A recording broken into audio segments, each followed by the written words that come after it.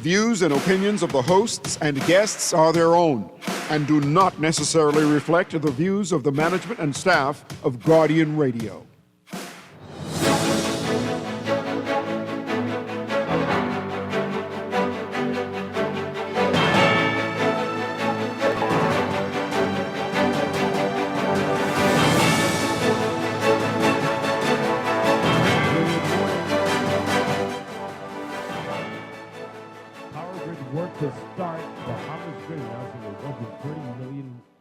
Upgrade of the new Providence grid.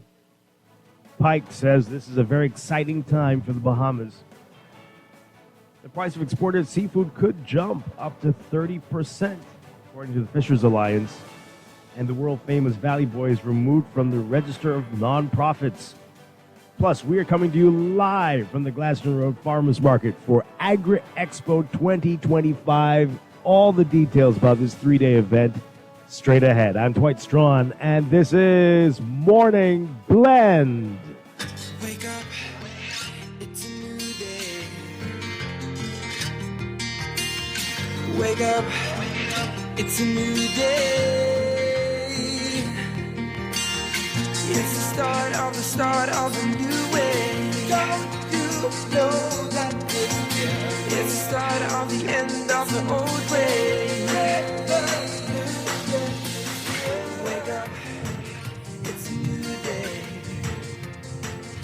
Good morning again, Bahamas. It is Friday, April 4th, 2025. This is a special edition of Morning Blend on Guardian Radio 96.9. Again, we're coming to you from Agri Expo 2025. Things kick off here in just a few hours for 3 whole days. We'll give you everything you need to know about that all morning long. But first, it's time for the overnight, the latest breaking news from while we're sleeping, and the top national and international headlines this morning.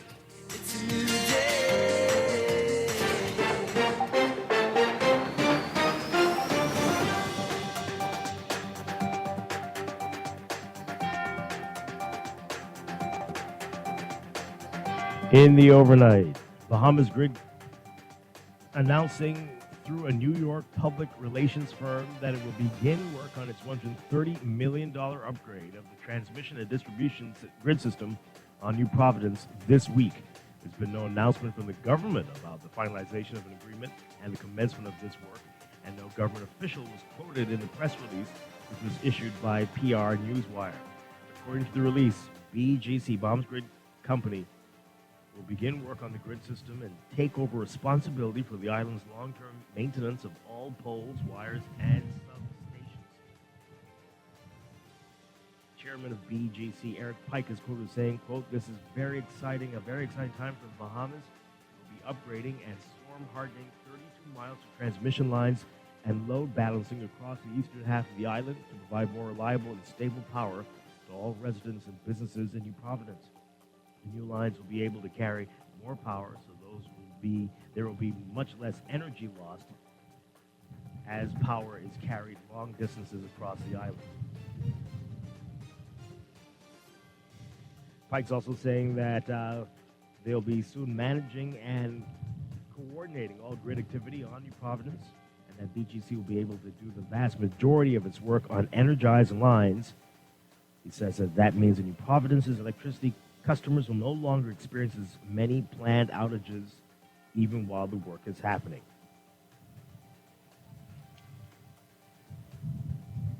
President of the Bahamas Commercial Fishers Alliance, Adrian LaRota, says that he expects the cost of exported seafood from the Bahamas to the U.S. to increase by as much as 30% because of a 10% tariff imposed on exported Bahamian goods to the U.S.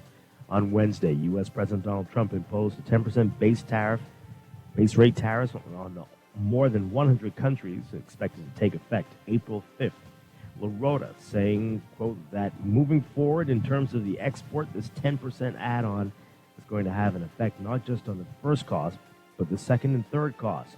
The cost to our external partners and buyers could be as much as 20 to 30%, which will have an effect on our business. LaRota says that if the U.S. also moves forward with a line on Chinese-built vessels calling on U.S. ports, prices on exports could increase even more. He says at the end of the day, an increased cost to our buyers will be as much as 50%, 50% on a pound of seafood, which quickly puts them on the precipice of not being able to sell their products. The world-famous Valley Boys, one of two groups claiming to be the real Valley Boys Junkanoo Group, removed from the Register of Nonprofit Organizations as of April 1st, according to a notice from the Registrar General's Department. That notice saying that the nonprofit organization registered under the name the world-famous Valley Boys Junkanoo Group received a directive from the Registrar General on August 14th, 2024, and that to date the world-famous Valley Boys Junkanoo Group has failed to comply with the issued directive of the notice says that the name of the nonprofit has been removed from the register for refusal to comply with any request or direction given by the Registrar General pursuant to the Act. The Valley Boys, one of the most prominent Junkanoo groups in the country, had been left divided after concerns over leadership and other internal matters came to a head last year. A man remanded to prison after he faced an upgraded charge of murder in connection with the death of Samuel Thompson. Prosecutors had initially charged 30-year-old Waylante Bartlett with causing dangerous harm to Thompson. The charge stems from a March 9th incident at a nightclub in Rock Sound, Luthra. Bartlett allegedly struck Thompson in the head with a bottle as he attempted to part a fight. The 29-year-old Thompson died in hospital on March 26th. Bartlett was on March 31st charged with causing dangerous harm to Thompson and granted $9,500 bail. He was arrested on April 1st after an autopsy revealed that Thompson had died as a result of the blow to the head. Bartlett was not required to enter a plea to the murder charge when he appeared before Senior Magistrate Algernon Allen Jr. He was denied bail, and the matter was adjourned to June 13th for the presentation of a voluntary bill of indictment. And the Court of Appeal has upheld a judge's decision to refuse bail to a man accused of shooting an off-duty policeman. Dwight Maris is accused of the attempted murder of Constable Courtney Hall on August 15, 2024. After 1 a.m. on the night in question, Maris left a bar in Epic Battery Plaza on Fire Trail Road and headed home. Hall told police that a white Honda Accord driven by a dreadlocked Rasta, whom he knew by face, pulled alongside his vehicle. Hall allegedly recognized him as the man he had arrested some years before and who had made threatening remarks to him in 2022. Hall said as he sped up, the man overtook him. He heard gunshots and saw sparks coming from the direction of the Honda. Hall later discovered that he'd been shot in the left leg. He identified Maris as his assailant from a photo lineup while he was in the hospital. Overseas, South Korea's Constitutional Court unanimously removing Yoon Suk-yeol from office today, ending his tumultuous presidency and setting up a new election 4 months after he threw the nation into turmoil with an ill-fated declaration of martial law. The verdict capped a dramatic fall for Yoon, a former star prosecutor who became president in 2022, just a year after he entered politics. In a nationally televised hearing, the court's acting chief said the 8-member bench found Yoon's actions were unconstitutional and gave a grave impact.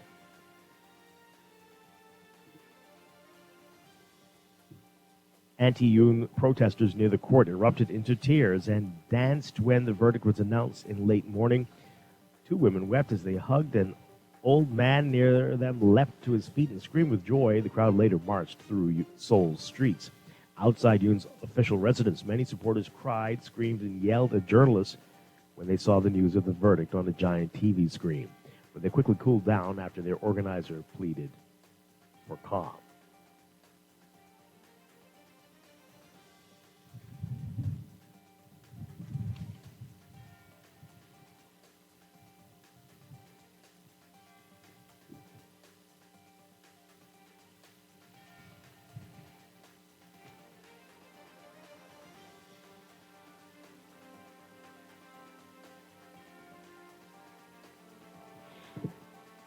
And from Denmark and Greenland, Denmark's prime minister is wrapping up a 3-day visit to Greenland today after telling the U.S., quote, "You cannot annex another country, even with the argument that international security is at stake." Prime Minister Mette Frederiksen, traveling to the strategically critical Arctic island as U.S. President Donald Trump seeks control of Greenland. He argues that Greenland, a semi-autonomous territory belonging to the Kingdom of Denmark, is critical to U.S. security. A week ago, Vice President J.D. Vance visited a remote U.S. military base in Greenland and accused Denmark of underinvesting in the territory. Frederiksen pushing back against the U.S. criticism as she spoke on Thursday alongside Greenland's incoming and outgoing leaders. She argued that Denmark, a NATO ally, has been a reliable friend. Speaking in English, she said that, quote, "If we let ourselves be divided as allies, then we do our foes a favor, and I will do everything that I can to prevent that from happening." The Danish leader says that if the U.S. wants to strengthen security in the Arctic, quote, "let us do so together."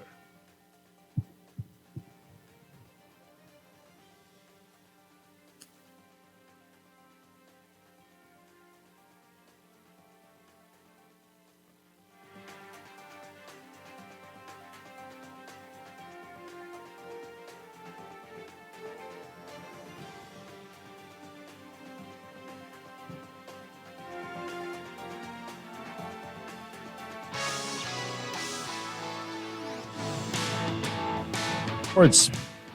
Despite being shorthanded, playing with just 12 players, the Life for Key International Dragons senior girls persevered and battled through adversity to beat the Queen's College Comets 3-1 to secure their second consecutive BAISS soccer championship. The pennant-winning Comets beat the Dragons in the regular season, but Life for Key responded when it mattered the most. In the senior boys division, Windsor School held off the St. Andrews Hurricanes, winning 2-1 to secure the BAISS title. Both games played at the Roscoe A.L. Davies soccer fields on Thursday. Bahamians Terrence Jones and Denisha Cartwright are set to be in action when the newly formed Grand Slam Track League lands on its first stop on a four-leg journey this weekend. The league, which was launched by American former Olympic champion sprinter Michael Johnson, provides another outlet for professional track and field athletes to compete, particularly those in the Western Hemisphere. It'll run from April to September 2025. Already, some elite-level athletes have signed up with the league, including American female sprinters Sydney McLaughlin and Gabrielle Thomas. You can read more about it in today's Guardian Sports section. From the NBA, Bahamian professional basketball player with the Golden State Warriors, Stefano Buddy Hield, has avoided a significant setback after the league decided Thursday that it will not penalize Memphis Grizzlies guard Ja Morant or Hield for hand gestures that can be construed as shooting a gun. Instead of any suspension or fine, the league decided to issue a warning to both teams and players. They were notified that the gesture is inappropriate, and they are urged to not to make those symbols going forward. According to reports, the Grizzlies have been performing that gesture as a celebration all season long, as other players make similar gestures, especially after making a three-point shot. In the case of Morant, he's been suspended twice previously for showing a handgun on social media. He was banned 8 games without pay in March 2023 for brandishing a firearm in an Instagram live video. And then he missed the first 25 games of the 2023-24 season for conduct detrimental to the league after he brandished a firearm during an Instagram live stream on his friend's account. For the duration of Hield's career, he's stayed clear of disciplinary actions for something the league deems inappropriate and unacceptable. That's sports, and that's the overnight. Time for your first look at weather.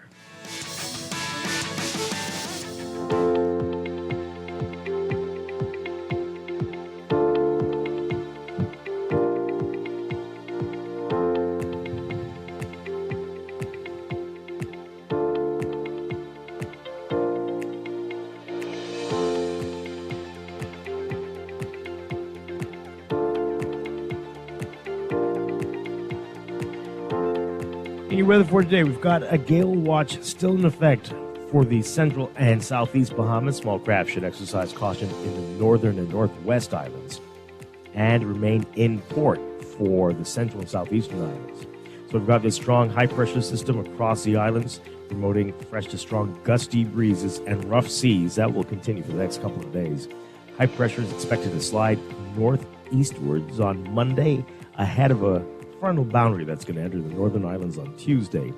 Winds and seas will finally subside by early next week. So due to the presence of life-threatening rip currents and dangerous rough surf Beachgoers are urged to stay out of the water until further notice. For today, for most areas, we're looking at partly sunny and breezy conditions, becoming fair and breezy tonight. Less than a 10% chance of showers. Winds southeast at 15 to 20 knots with higher gusts for the extreme northern islands, but easterly at 15 to 25 knots for the central and southeast Bahamas. We're looking at high temperatures getting up to around 87, 88 Fahrenheit today. That is about 31 Celsius. That's a hot one. Overnight lows tonight getting down to about 74 Fahrenheit, 23 Celsius. That's your first look at weather this morning. We'll have your extended outlook for your weekend in just a bit.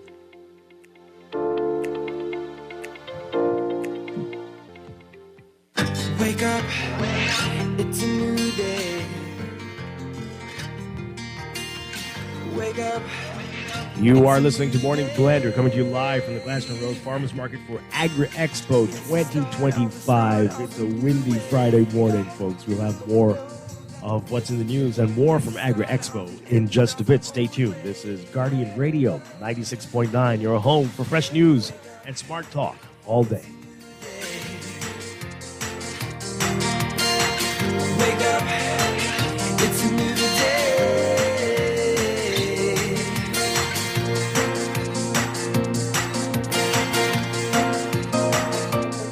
Tired of banks forcing you to use technology to bank the way they want you to?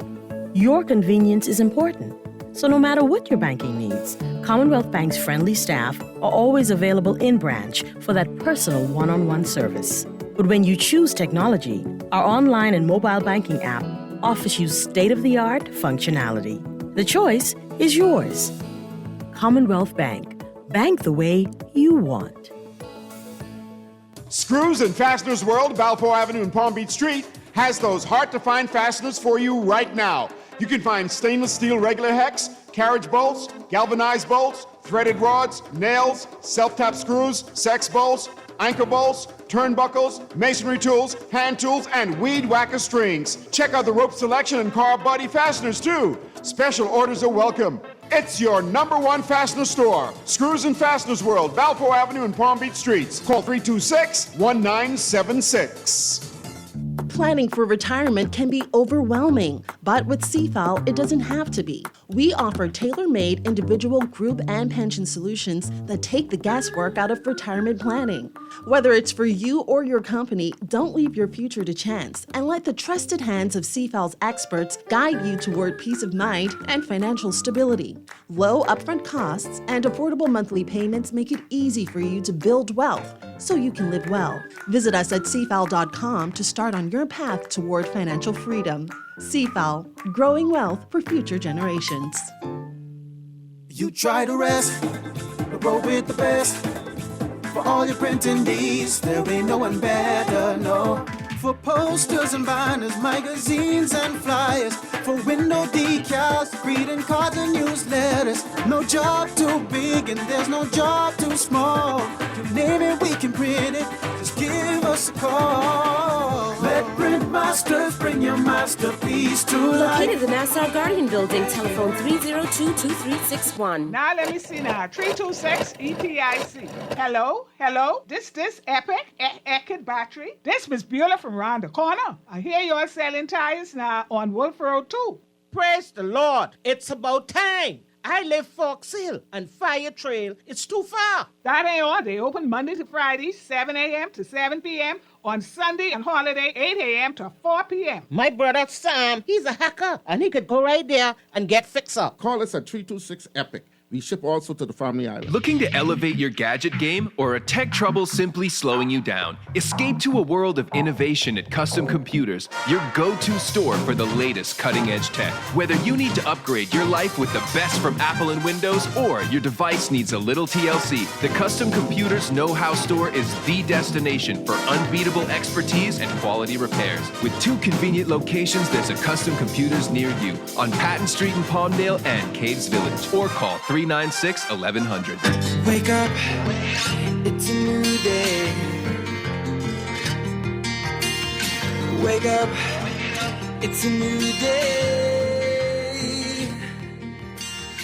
It's the start of a new way. Don't you know that it's of the old way. Wake up, it's a new day. Welcome back to Morning Blend on Guardian Radio 96.9. It's a special edition of the show. We're coming to you live from Agri Expo 2025. Things kick off here in just a few hours, and we're going to give you a preview of what to expect today, tomorrow, and Sunday here at the Glaston Road Farmers Market, and all the details coming up this morning. Once again, I'm Dwight Strachan. We're broadcasting live on GuardianTalkRadio.com and the Guardian Radio app for smart devices. You can tweet us, you can Facebook us, you can text us, 422-4796, standard text rate supply. We'll give you the numbers to call in just a bit. Joining me will be Deandra Cartwright this morning, and we're going to get to her in just a bit. We've got a whole lot to talk about here this morning. We're going to meet the vendors, we're going to meet the organizers, we're going to talk to as many people as we can to give you a good preview. See, and getting ready, getting set up for today, and you need to be here today, Saturday, and Sunday. But let's begin with what's happening in the news.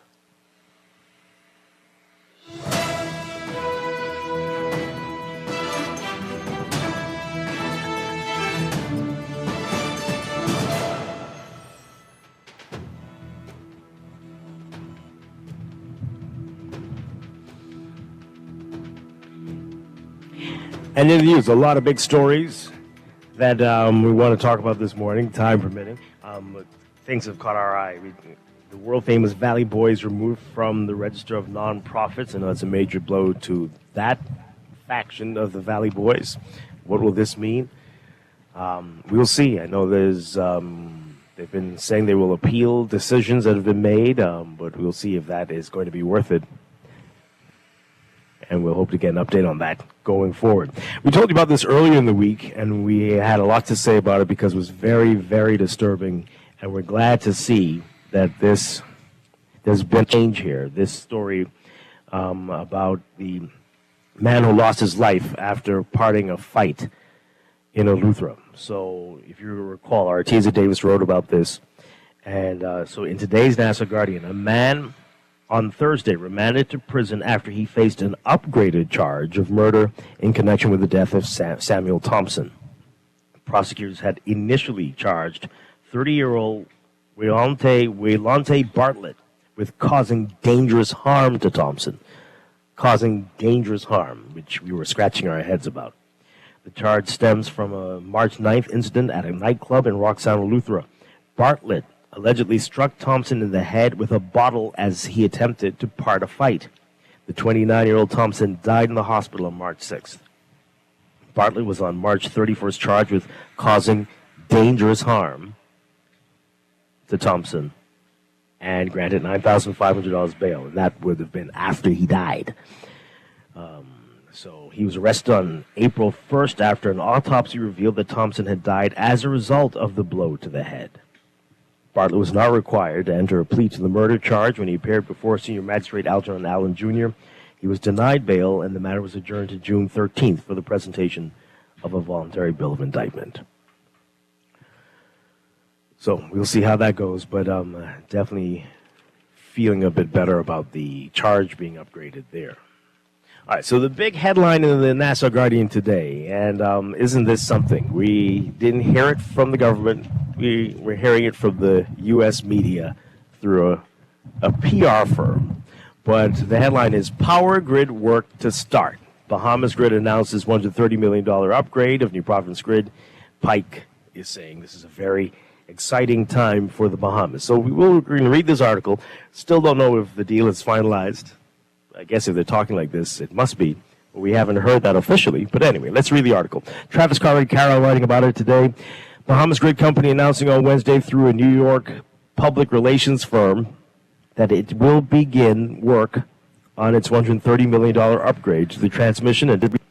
There's been no announcement from the government about the finalization of an agreement and the commencement of this work, and no government official was quoted in the press release issued by PR Newswire. But according to the release, BGC, Bahamas Grid Company, will begin work on the grid system and take over responsibility for the island's long-term maintenance of all poles, wires, and substations. Eric Pike, who is chairman of BGC, saying, quote, "This is a very exciting time for the Bahamas. We'll be upgrading and storm hardening 32 miles of transmission lines and load balancing across the eastern half of the island to provide more reliable and stable power to all residents and businesses in New Providence. The new lines will also be able to carry more power, so there'll be much less energy lost as power is carried long distances across the island." He's also saying, quote, "Because we'll soon be managing and coordinating all grid activity on New Providence, BGC will be able to do the vast majority of its work on energized lines. That means that New Providence's electricity customers will no longer experience as many planned outages even while the work is happening." BGC Board Director Mai Shabata said, quote, "BGC welcomes the opportunity to train BPL transmission, substation, and distribution employees looking to give energized work a try."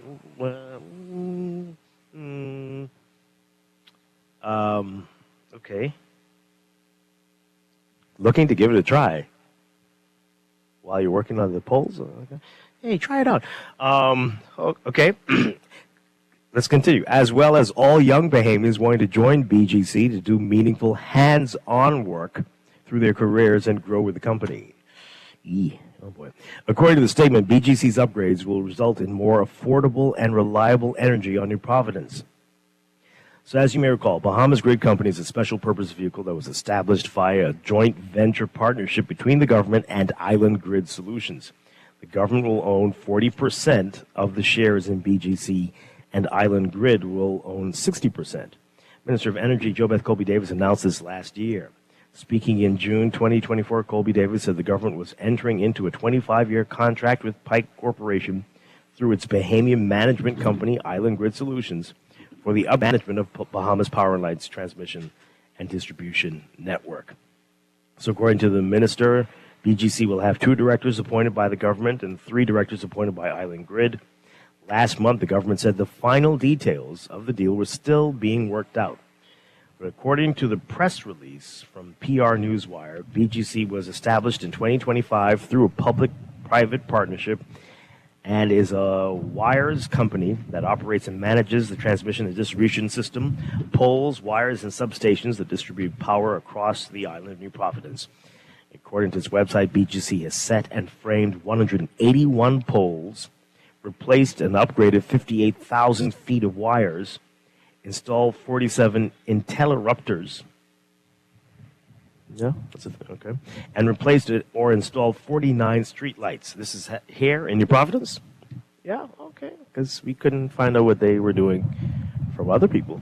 That's good to know. We saw them working around. We saw the Pike trucks everywhere, but okay, that's cool. The statement also says it's done 1,500 hours of emergency work as well. Nice, nice. BGC said, quote, "We've helped BPL respond to outages on New Providence to quickly and safely restore power." Well, isn't that special? According to the website, BGC's board includes Pike, Shabata, who you heard from before, CFAL President Anthony Ferguson,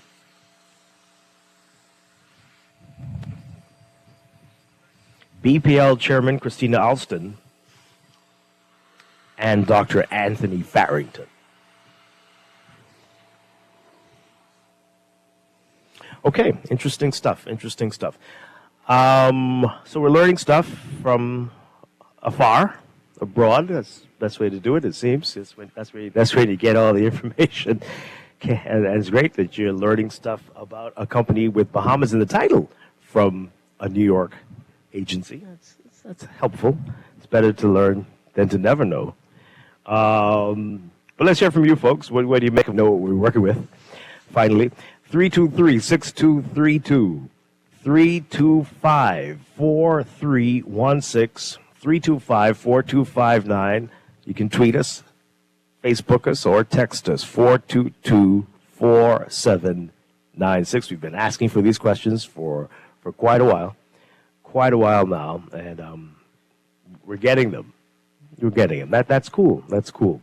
Again, 323-6232, 325-4316, 325-4259. So again, this is what we saw. We saw the trucks all over. We were wondering what they were doing. We couldn't get an answer, but now we find out. According to the website, they've set and framed 181 poles, replaced and upgraded 58,000 feet of wires, installed 47 interrupters. I got to Google that to see what that is. My producer, you know what an interrupter is? No, okay, and he knows about electricity stuff. But anyway, I'm sure it sounds important. And replaced or installed 49 streetlights. It's done 1,500 hours of emergency work.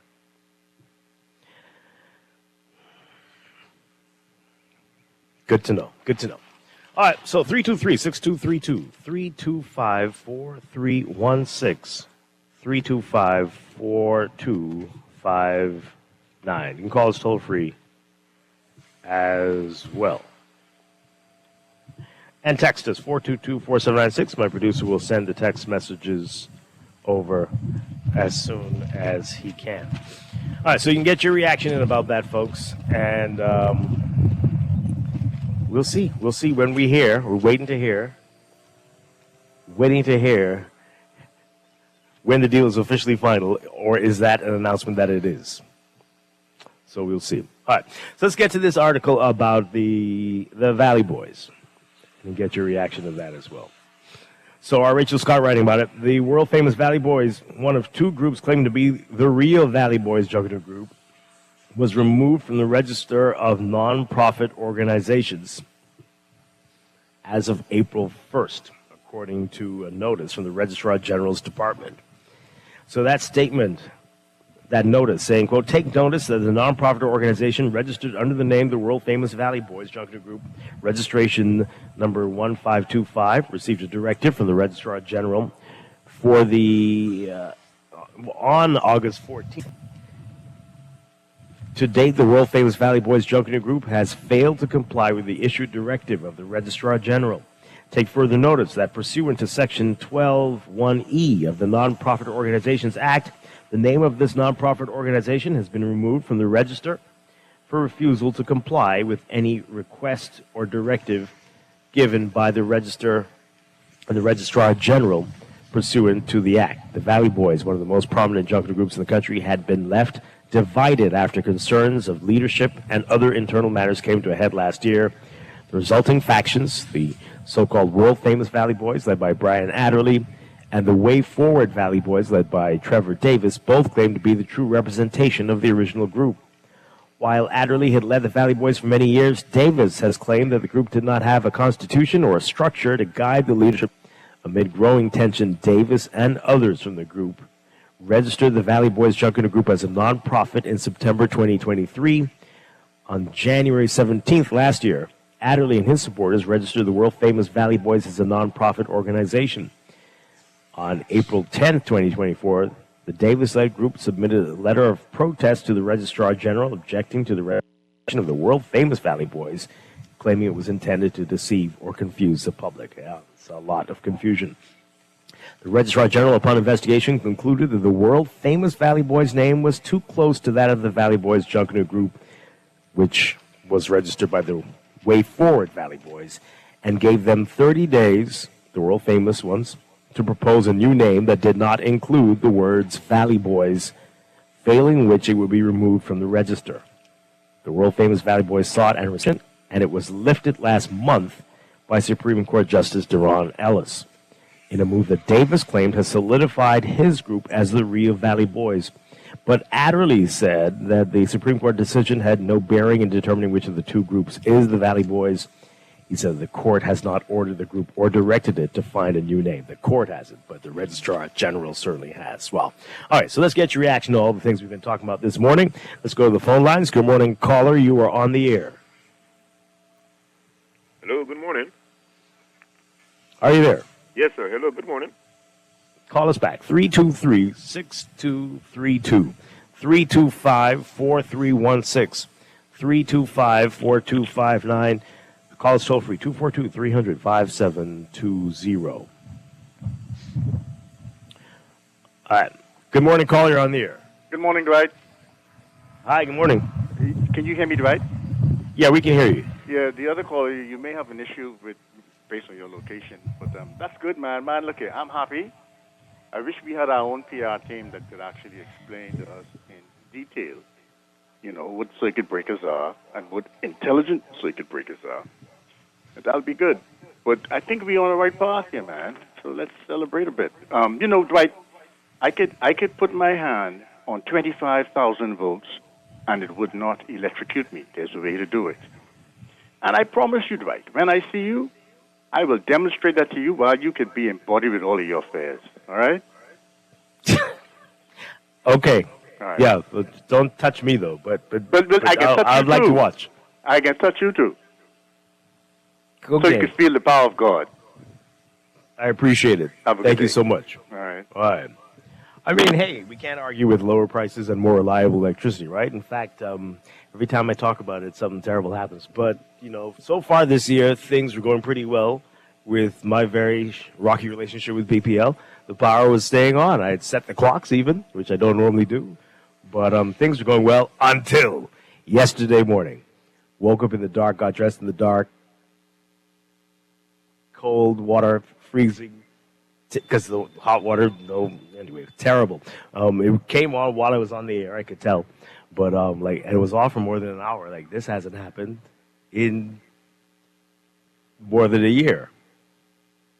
So I was getting a little, optimistic about it. But I don't know what that was yesterday. There's been no explanation, and it was a wide portion of Eastern New Providence we were off from about 4-something to about 6-something, something like that.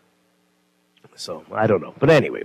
Maybe it was just maybe one of the interrupters ruptured. I have no idea. Oh, someone's texting about what an interrupter is. Dwight, interrupters are control systems mostly used as ground fault or fault systems in an electrical grid system.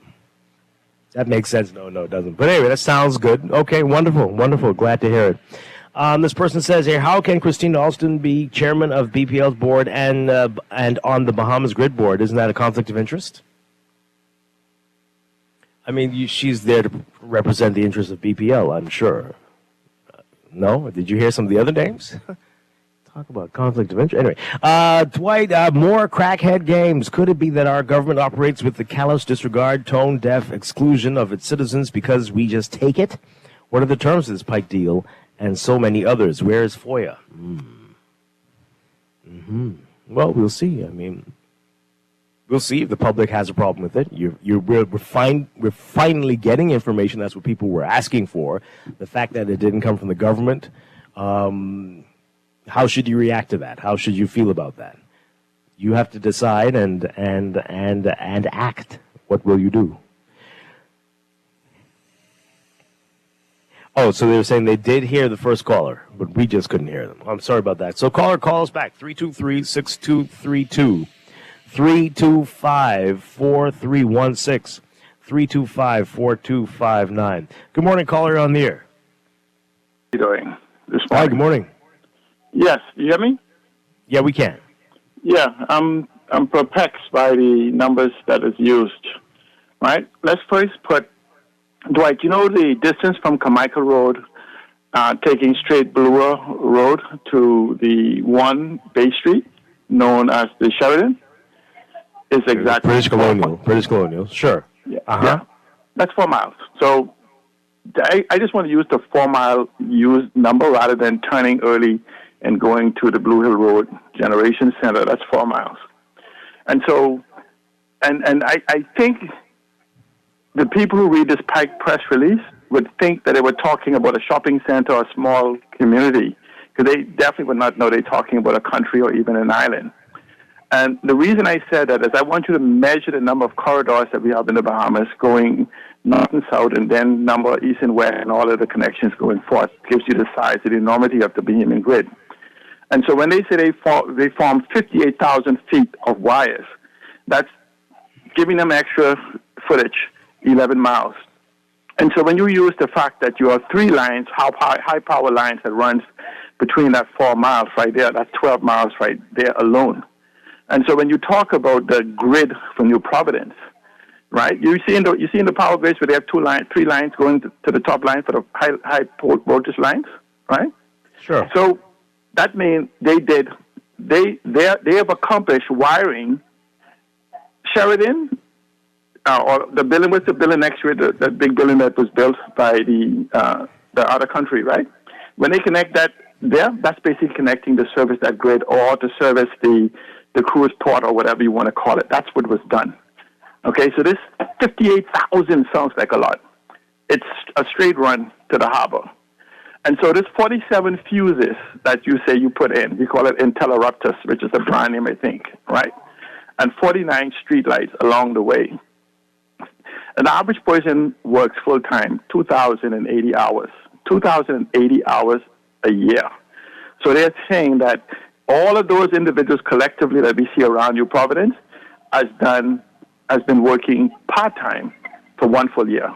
One person, part-time for 1 full year. Cumulatively, the work they've done is equivalent to one person working part-time for 1 year. See, so we need answers from our government because we are talking about a New Providence grid, not a run. We need answers to the strategy concerning the current condition of the grid, to the current liabilities. We just found out about $1 billion plus liabilities just standalone on one. We need to know the strategy to putting in the grid going forward because it's essential for the development of the Bahamian economy, considering that 75 or 70% of the economy comes from New Providence. And so this is just more smoke and mirrors, and a PR is just like we say, paper lay down and let you write anything on it without anybody being able to refute it. But unless you have something to put against for an analysis, okay, Dwight, well, you should go by and count how many poles between Carmichael Road and that 4 miles, and see if you end up with 180 poles. This is not monumental. This is just like one corridor of the high power lines alone, and it doesn't connect. It's going to connector. We need to stop being gaslighted about what is really needed on New Providence. If a government does not have an actual strategy that finds the problem and the solution... Well, I don't think we're thinking this is all the work they have to do. We were concerned they were working before we knew the terms of the contract. No, they haven't finalized yet. What are you working with or on? No, how? They're telling you what they did right then and there. Yeah. We ran a line from the Blue Hill Road to downtown. Outside of the deal, or is this something different? Right? And I'm saying to you, Dwight, we don't need pieces of information. The government must have a strategy for New Providence in its full totality. Okay? This is not patchwork. We're talking about replacing the grid to the tune of maybe up to $4 billion cumulatively. And so this is a liability for us Bahamians as it stands right now, as well as the previous bills that is going on, and a strategy to replace to something what they said is a grid that collapsed at any minute. This is, and we're still a year or long later still talking about, look at the patches we did, look at the buckets we bought. This is garbage. Thank you. It's very disturbing. We've been saying that, right? What were they paid for that? Is that going to be a part of the contract? What is this for? Nobody could answer before now. We didn't get any answers from the government. More calls, 323-6232, 325-4316, 325-4259. Toll free, 242-300-5720. Tweet us, Facebook us, text us, 422-4796. Again, what is the role of this in the big scheme of things? This is what they've done so far. How much more is there to do? Same thing Seattle's saying, right? What will this do what you did? How much of a difference will this make? So many questions, and no one's making themselves available for it. The government says it's soon you'll hear this, soon you'll hear that. We've been hearing that for months now, that soon you'll hear that we finalize this contract. But yet, Bahamas Grid is releasing press statements. So, very odd times indeed. Got another call? No. Okay. All right, so what we're going to do, we're going to take a break. When we get back, we're going to get started with a preview of what's happening here at the Glasgow Road Farmers Market Agri Expo 2025. This is a special edition of Morning Blend on Guardian Radio 96.9. Wake up, it's a new day. start of a new way. Don't you know that it's the start of the end of the old way? Wake up, it's a new day. This is Guardian Radio 96.9 FM, streaming on GuardianTalkRadio.com and the Guardian Radio app, Nassau, Bahamas.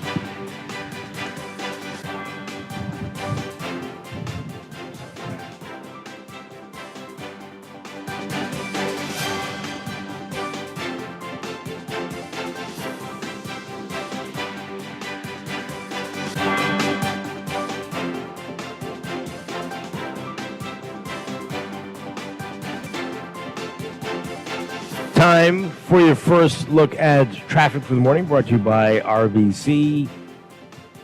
Reaching your goals happens here.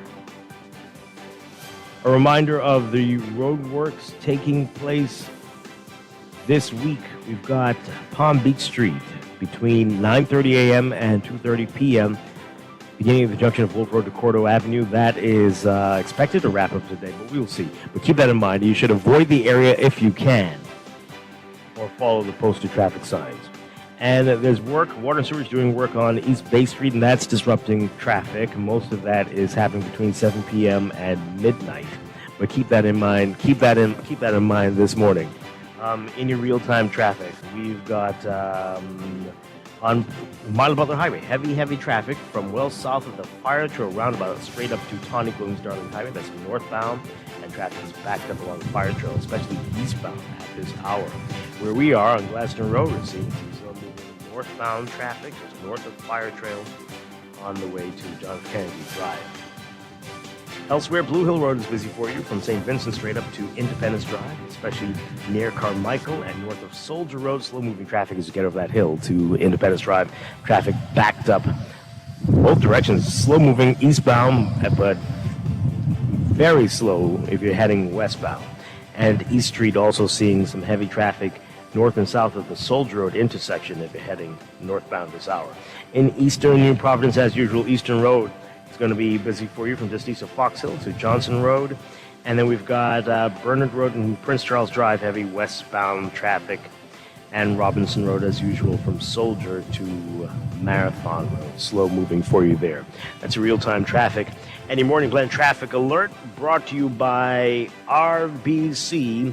With RBC, your ideas happen here.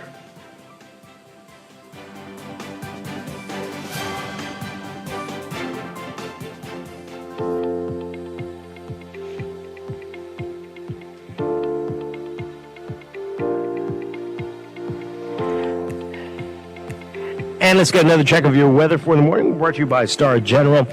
It is windy, folks, and we do have a gale watch in effect for the central and southeast Bahamas. Small craft should exercise caution in the northern and northwest Bahamas, too, and in port in the central and southeastern islands. So strong high pressure remains across the entire archipelago, promoting fresh to strong gusty breezes and rough seas. That's going to continue for the next couple of days. High pressure is expected to slide eastwards and northeastwards by Monday ahead of a frontal boundary. A cool front, not quite cold, is expected to move into the area by Tuesday. Winds and seas will then begin to subside by early next week. So due to the presence of life-threatening rip currents and dangerously rough surf, beachgoers are urged to remain out of the water until further notice. Despite being very breezy, we're looking at a partly sunny day, becoming fair and breezy tonight. Less than a 10% chance of showers. It's going to be hot, though. Highs up to around 88 Fahrenheit, 31 Celsius. Overnight lows tonight getting down about 74 Fahrenheit, 23 Celsius. In the extended outlook for Saturday, tomorrow, a mix of sun and clouds during the day, turning partly cloudy at night. Pretty much the same for Sunday. Partly sunny during the day. Monday, turning mostly fair at night. Then the changes start on Tuesday as that front moves through. We've got about a 20 to 40% chance of isolated showers and thunderstorms across the northern and northwest Bahamas. Partly cloudy to cloudy across the northern and northwest Bahamas. A mix of sun and clouds for the central and southeast Bahamas by Tuesday. That's your morning blend weather check, brought to you by Star General, insurance made simple. We'll be back with more of Morning Blend live from the Agri Expo 2025 at the Glastonbury Farmers Market after these messages here on Guardian Radio 96.9.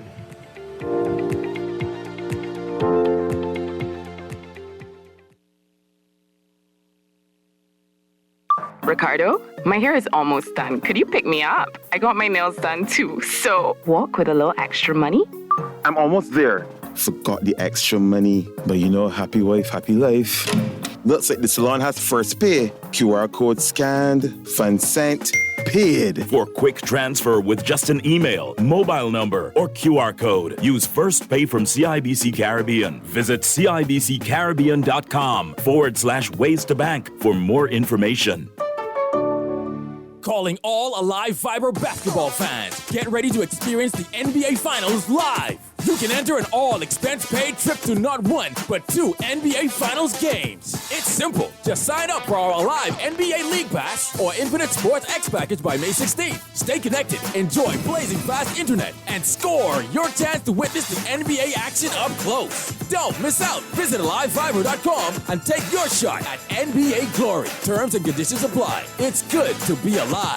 As a healthcare professional, you dedicate your life to caring for others. But even with the best care, legal challenges can arise. Protect your practice and your peace of mind with medical malpractice insurance from Star General. At Star General, we've partnered with Lloyd's of London to bring you comprehensive professional liability insurance designed specifically for those consulting or practicing privately. Visit our website today so you can focus on what you do best, caring for your patients while we take care of the rest. Star General, insurance made simple. Maybe it's time to explore your options. There's no harm in reviewing your mortgage arrangement and considering a better deal. CIBC Caribbean can help you narrow your search and decide. Switch your mortgage to CIBC Caribbean and enjoy a special interest rate and help towards your switching cost. Visit CIBCFCIB.com/inspired home for more information. Conditions apply.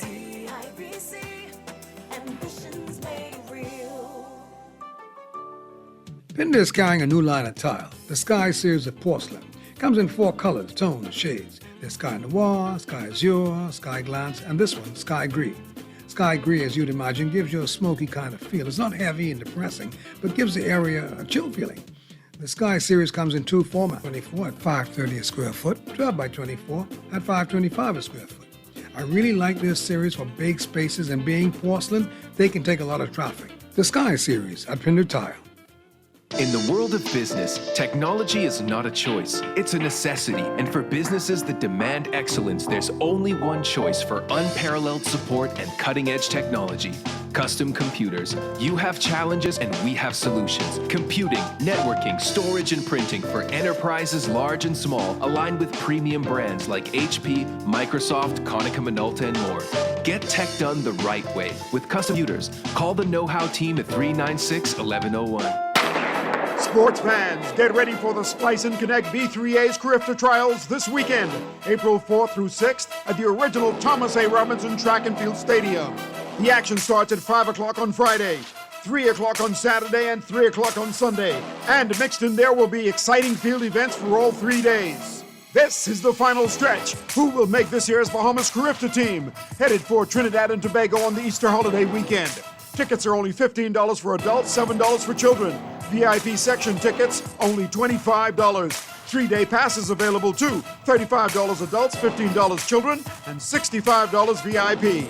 It's the Splice and Connect B3A Carifta Trials this weekend, April 4th through 6th at the original Thomas A. Robinson Track and Field Stadium. You don't want to miss this one.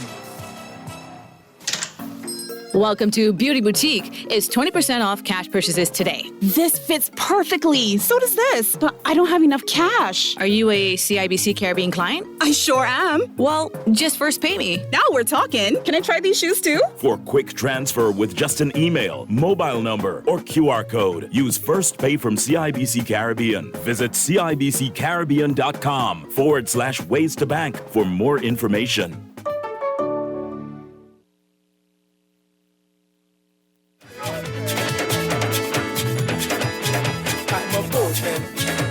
A seaman.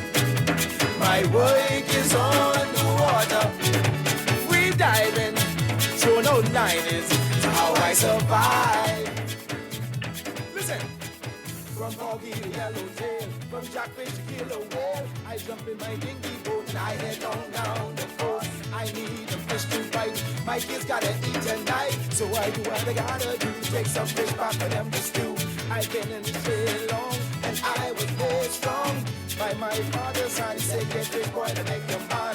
Once you got a big nine, son, you be fine. Just keep your eye out for them floating. We are back with Morning Blend on Guardian Radio 96.9. It's a very special edition of the show. We're coming to you live from the Glaston Road Farmers Market site. Agri Expo 2025 is kicking off in just moments for 3 full days. We're going to be talking to as many people as possible while we are here till 10 a.m.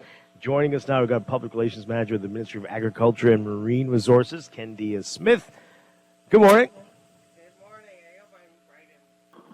You've been here with me from the beginning. Deandra Cartwright is here as well. Good morning, Deandra. Great that you're here. Good morning, Dwight. Happy to be here finally. All right. So you've been talking about this on the show for months. Yeah. Here it is. Here it is. All right. Remind folks who might have missed our interview a few days ago, who might have missed when you were on a few months before that, and who missed us last year. What those people who just woke up from their comas. All of that? They were. Anyway, let people know what Agri Expo is all about. Well, Agri Expo is our premier agricultural event where we showcase food, glorious food that is grown here in the Bahamas and produced here in the Bahamas. So we have over 90 vendors. You can see them as they're trickling in, getting set up, getting warmed up. And we expect a really good time. It's certainly an increase from last year. We had about 70 vendors last year. But the attendance was wonderful last year around this time. And we kind of ran out of food. So this time we're making sure that you have the opportunity to buy as much food as you want, whether it's prepared, whether it's from a local farm, even a local school. As you can see behind us, Dwight, we have a lot of schools that are set up. We really wanted to make sure that we had the kids out here. So we have Anatole Rogers, we have Program Shore, we have H.O. Nash, just to name a few. Yeah. Some of them are set up already, but they'll be around here around 9:30, a little bit when school already gets started. And we have a lot of vendors, we have workshops, we have lectures. Tomorrow we will have the Kitty Corner completely fully activated with face painting and things for the kids. We will have our farm animals out here for them to pet and learn more about.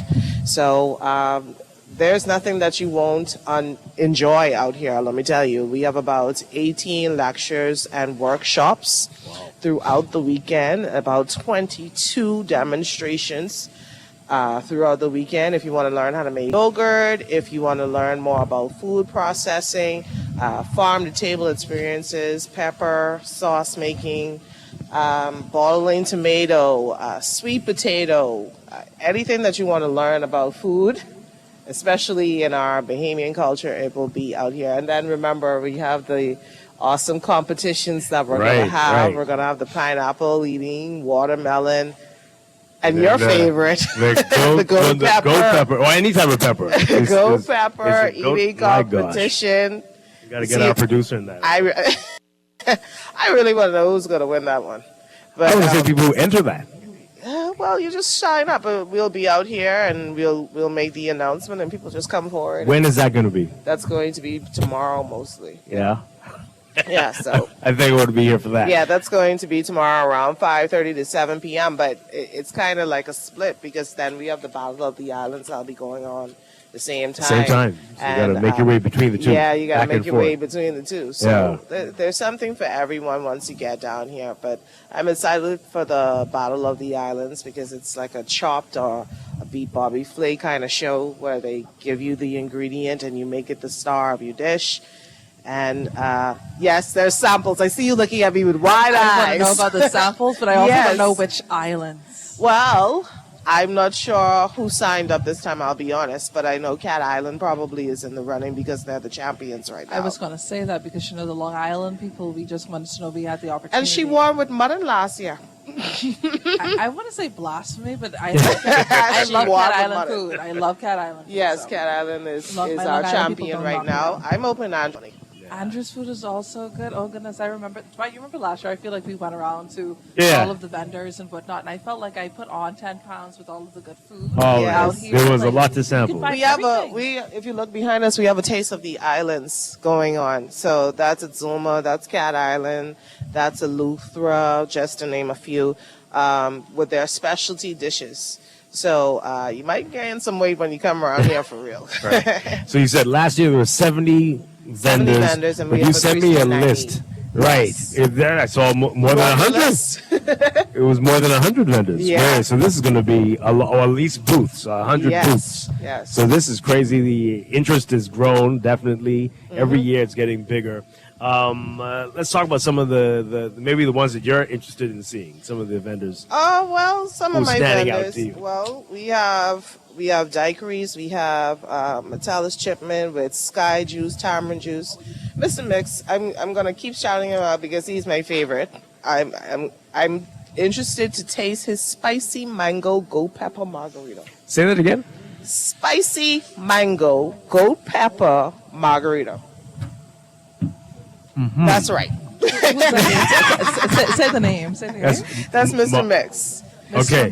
Yeah, and then Spicy mango he has goat some pepper margarita. mocktails as well. Coconut lavender, loaded fever grass switcher. So there's all kind of Bahamian mixed drinks that he's going to do. But That's gonna be cool. that is interesting. What And what is you'll that? be able to buy that. You'll be able to Yeah. buy that. Okay. Yeah, I'm sure he'll even give samples. Yeah. You know. That's pretty cool. We love to hear that people are experimenting. Yeah, That's very he exciting. definitely does. Yeah. He definitely does. Okay, so give us a breakdown of the time for everything. Well, we're And- starting at 10 a.m. fully. Again, people are trickling in and starting to set up right about now, but about 10 a.m. we'll get fully started, and we're here until 10 p.m. And that's every day. That's every day. Friday, Saturday, and Sunday. And Sunday. Why did you decide to go to the third day? Well, we wanted to make sure that everybody had the opportunity. You know, we have a 7-day Adventist kind of community who won't come out those days, but we're hoping that they come out either today before they start, or if they didn't get the opportunity because it is a work day, that they'll come out on Sunday as Yeah. well. And then we have a gospel fest going on as well. Some people like to shop on Sundays. I certainly do, especially for groceries. So you might miss the first 2 days, but on Sunday you might be able to get even more than you could get on Friday and Saturday because of the crowds. If you don't want to deal with the crowds too much. And we saw the demand for it, especially last year where Saturday, like I said, people were selling out so quickly. So we wanted to give the Bahamians a more of a chance to get out here. Yeah, it's going to be great. All right.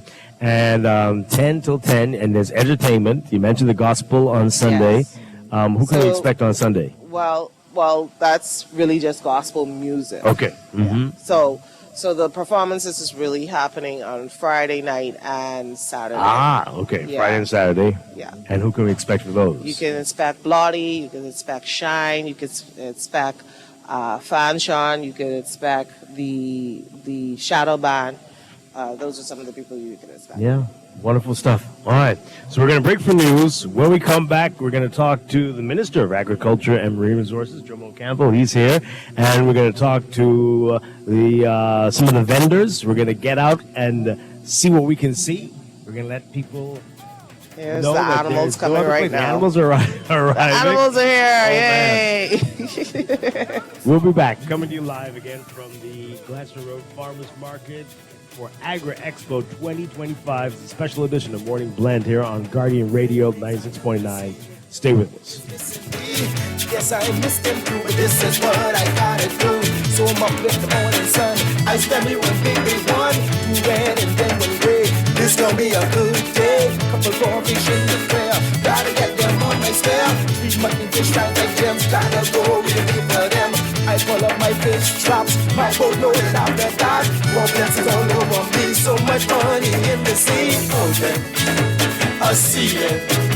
My work is on the water, free diving, throw out lightning, that's how I survive. Oh!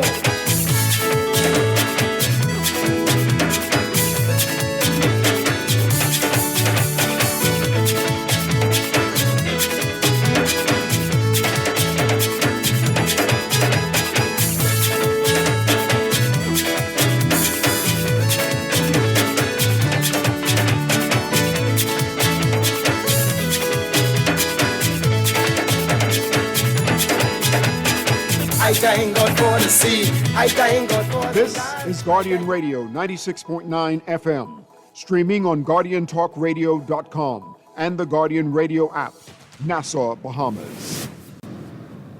Trouble up in the Robinson yard. But boy, I'll be John Brown, and I tell you, get out my yard.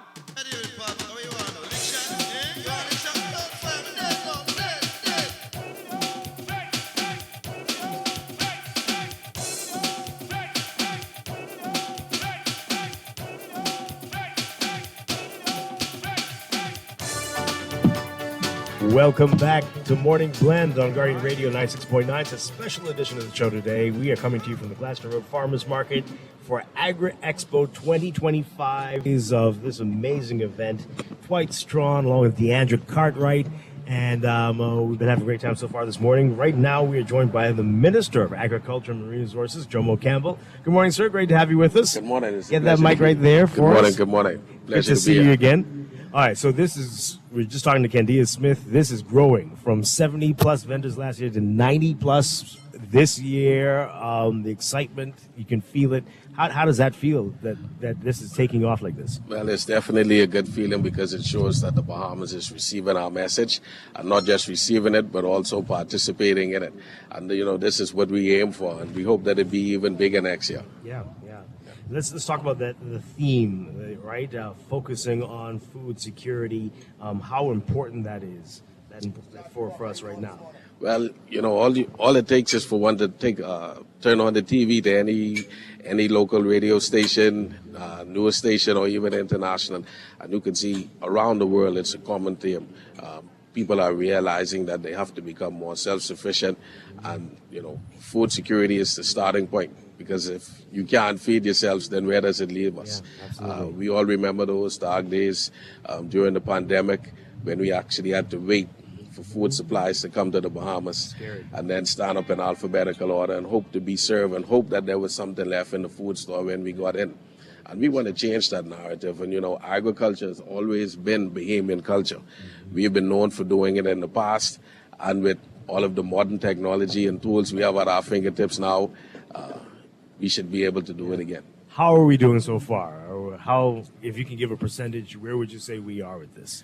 Well, what I like to say when that question is posed to me is that based on the person-to-person feedback, you can see the excitement is building, the awareness, and just the overall, thirst for knowledge when it comes to agriculture. And it's even evident in the increase in the number of vendors that are participating in today's event, and all of the excitement you hear from persons. You go in the food store, you go in the gas station, people are talking about it, and people are concerned. Just the other day, there was a hike in the price for eggs, and we saw the hysteria that was created with that. And we had to address that with our national layer program. So people are concerned because it affects the bottom line, and more importantly, it affects our health. we want to be sure that what we're eating is a healthy source of food, and what better way to ensure that than to make sure that we're growing it ourselves. Yeah, absolutely. You mentioned eggs. That's on the list of questions to ask about the Golden Yolk program. Everybody's been saying you got to ask about the Golden Yolk program. Well, we love what can it. you tell we us love about when the question is asked. You know, we just did an inspection the other day, and the Golden Yolk program is moving steadily. You know, as I've indicated earlier, the project did have its challenges, but you know, we want people to understand the scope of what it is we're doing. It's not an average project. It's the development and the creation of a new industry, an egg industry, something that's never been done in this country before.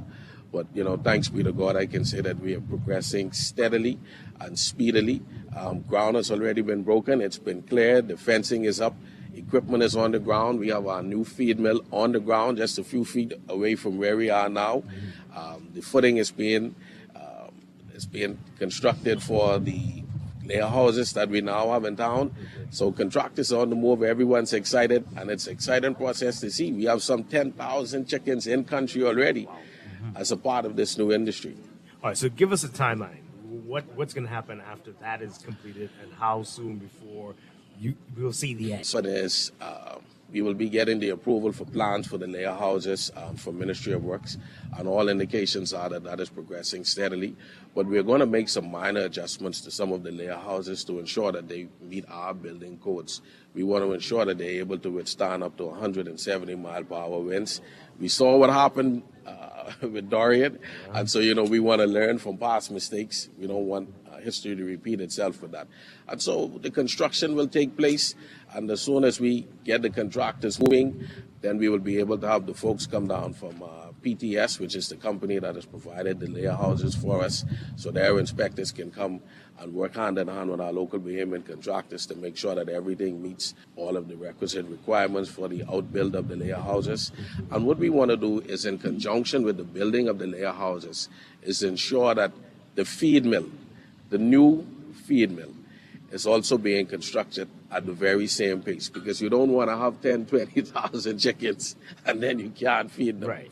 And so that's important for us. We have a feed mill now that has been here for over 40 years and has done more than what it was meant to do. And so, you know, we want to ensure that all of our farmers are able to take care of their produce, you know, their animals, and in particular the chickens that are the main part of the Golden Yolk. Yeah. And so once we get those two buildings up and running. When do you think that's going to be? Well, we anticipate the last quarter. Okay. Yeah.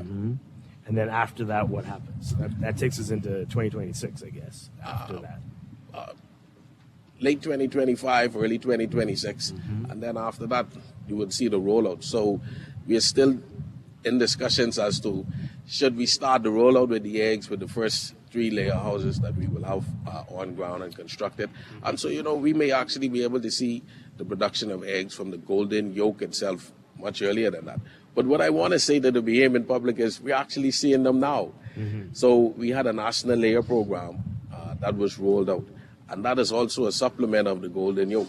So those eggs are in the refrigerators of local Bahamians. They're on the shelves right now, and some of them could even be purchased out here today. Yeah. And as a matter of fact, some of them were able to be purchased from about 2 months ago. You have farmers like Mr. Justin Taylor. You have D&T Nursery. There's Essential Farms. And so, you know, we are engaging the local farmers to ensure that Bahamians actually also get a part of this industry and get a piece of the proverbial pie. Yeah. So this is a trial. Well, it's a stage, or phase. how- okay. It's a phased approach. You know, the Golden Yolk is an umbrella that really covers several stages and phases. So we want to start the national rollout, and then we'll move into the more commercial aspect of it that will also incorporate export as well. Yeah. Oh, wow. Okay. The goal is to make the Bahamas totally self-sufficient when it comes to eggs. Yeah. Yeah. Okay. And so by next year, we think we could Definitely. achieve that? Definitely. Yeah. Definitely. You mentioned a very interesting word, exports. There's an article in the paper today with fishermen, the Bahamas Fishers Alliance, their concerns about what the Trump tariffs are going to mean for them.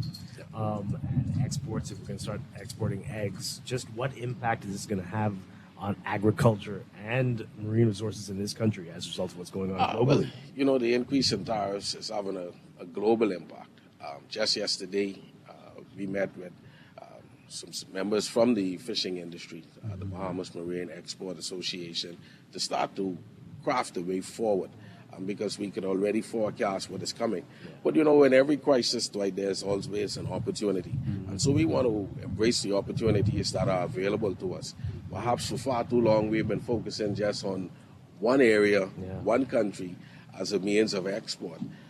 As you know, the central bank has indicated that exports are, animal and marine exports total to, I think, just over $100 million. And we also have the president of the NFA indicating that 2024 was their best year ever for the crawfish industry. And so that means that we are doing well at home. And perhaps what this will now do is give us the opportunity to shift our attention to domestic consumption, because the aim really is for us to become self-sufficient right here. So what better place to start than at home? But we're also taking a look at alternative markets such as Canada, Japan. We already have exports going as far as the European Union. So this just gives us a whole new opportunity to perhaps broaden our reach. And south, there are all kinds of countries in Central America. And well, our main competitor in that industry is actually Belize. Oh, boy. Believe it or not. And so, why not let us face the competition head on? Head on. Yeah, we can do it. Team Bahamas, right? Definitely. All right, so I want to get back to the expo in a bit. But there was something that we saw in the news a few months ago, and I said next time I see Minister Jomo Campbell, I have to ask him about this. I think you said there was a shark task force. Yes. Give me the correct name of it. Well, it's a subcommittee. It seemed kind of crazy to me, but explain it to me. So, issues of national import are always discussed at a cabinet level. And so there was a subcommittee established in cabinet for us to get together to look at ways to address these issues. What we have determined is that there's been an increase in marine exploration. So we have NGOs coming now from time to time. Some of them are well known to us. I wouldn't mention their names, but they come down and they do exploratory work in the Bahamas. They do observations in our Bahamian waters. And one of the ways that you see some of the documentaries and series and TV shows, one of the ways that this happens is they have to attract the animals to come so that they can be observed and they can be studied. Right. Now, how does this relate to the shark attacks? Well, in order for them to get the footage, they have to attract the sharks. And how do they do that? By chumming. Yeah. So there's been an increase in chumming in areas that were previously recreation for swimming areas. And so we have found that that has also led to an increase in interaction between sharks and beachgoers. Yeah. And so we're looking at a number of ways right now to address that issue head on. But the first thing I would say to the general public is, awareness. There are certain times that we know are more popular for sharks to start their feeding in the dusk, in the evening times.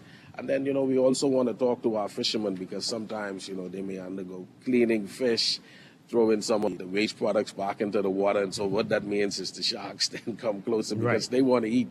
And we have to remember that being in the sea that's their home. Mm-hmm. So when we go swimming, we are actually inviting ourselves into their space. Mm-hmm. So the subcommittee is just collaborating with industry partners to see how we could find a suitable balance to address this issue. So it's not about culling sharks or definitely encouraging eating sharks or anything like that. Definitely not. Okay, so just to get the education out there about safety around. Precisely. Okay, so that's good. Because people were speculating and it was getting a little wild out there.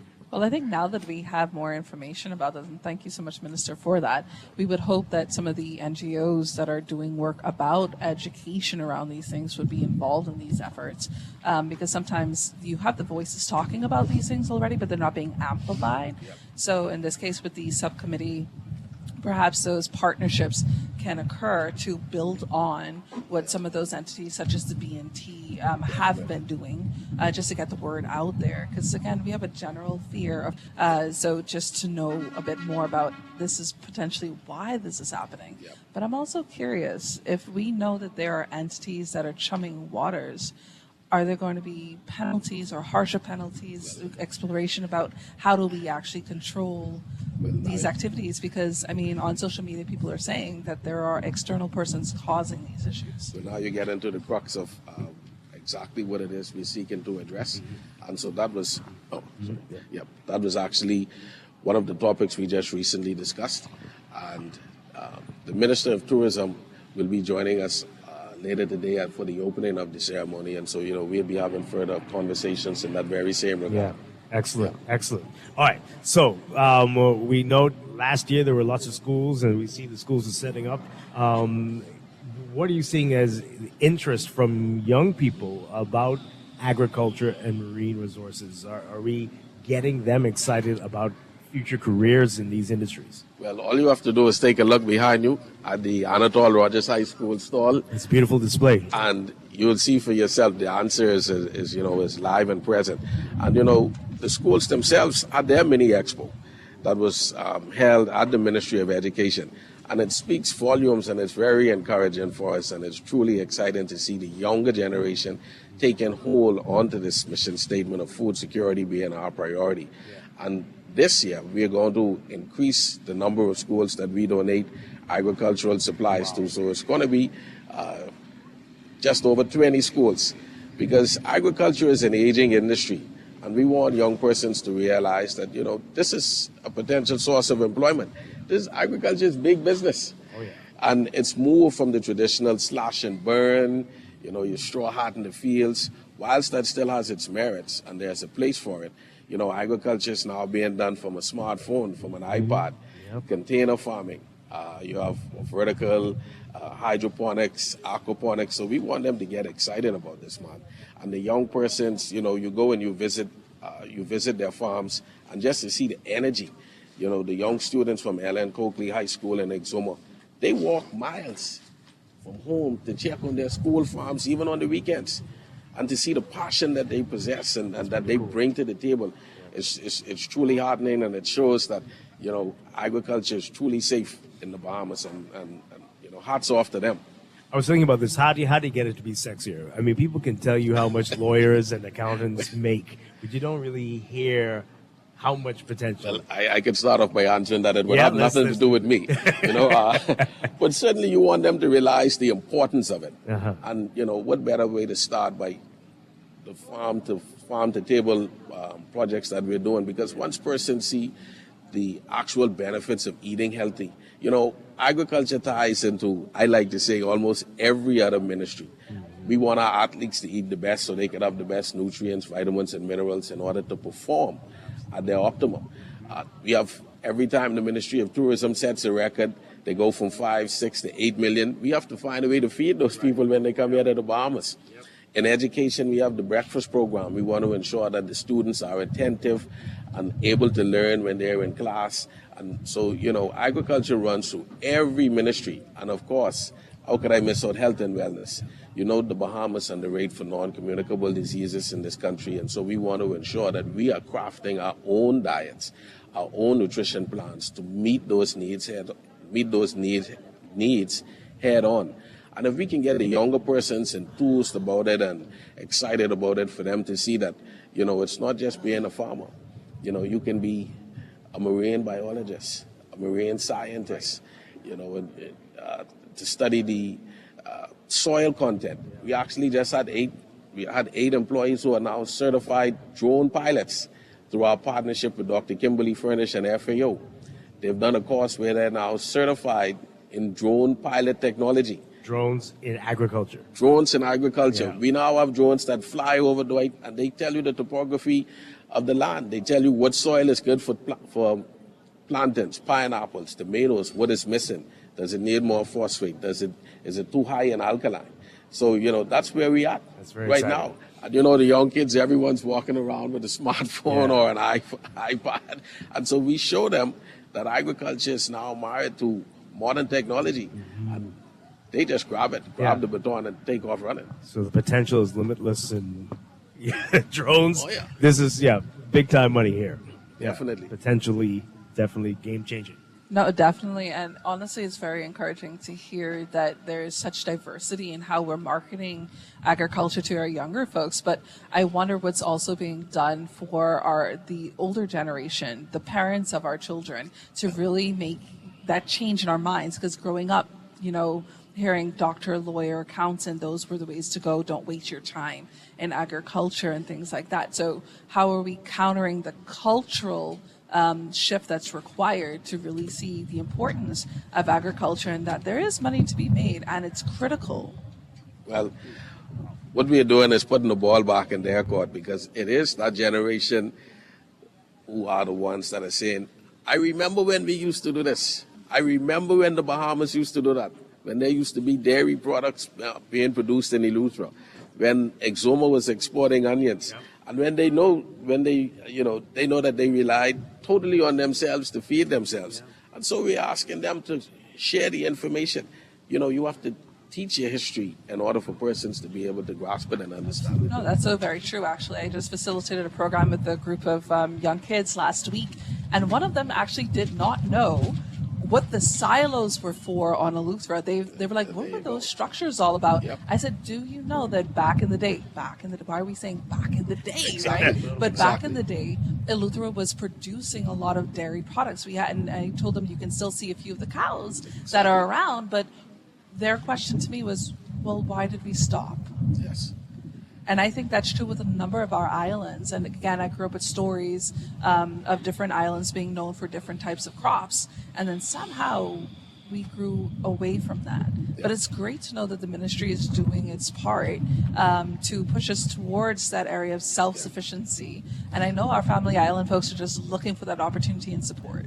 And that's why, to go back to one of Dwight's earlier questions, when he asked about a percentage or a figure to determine the impact, it's much bigger than that.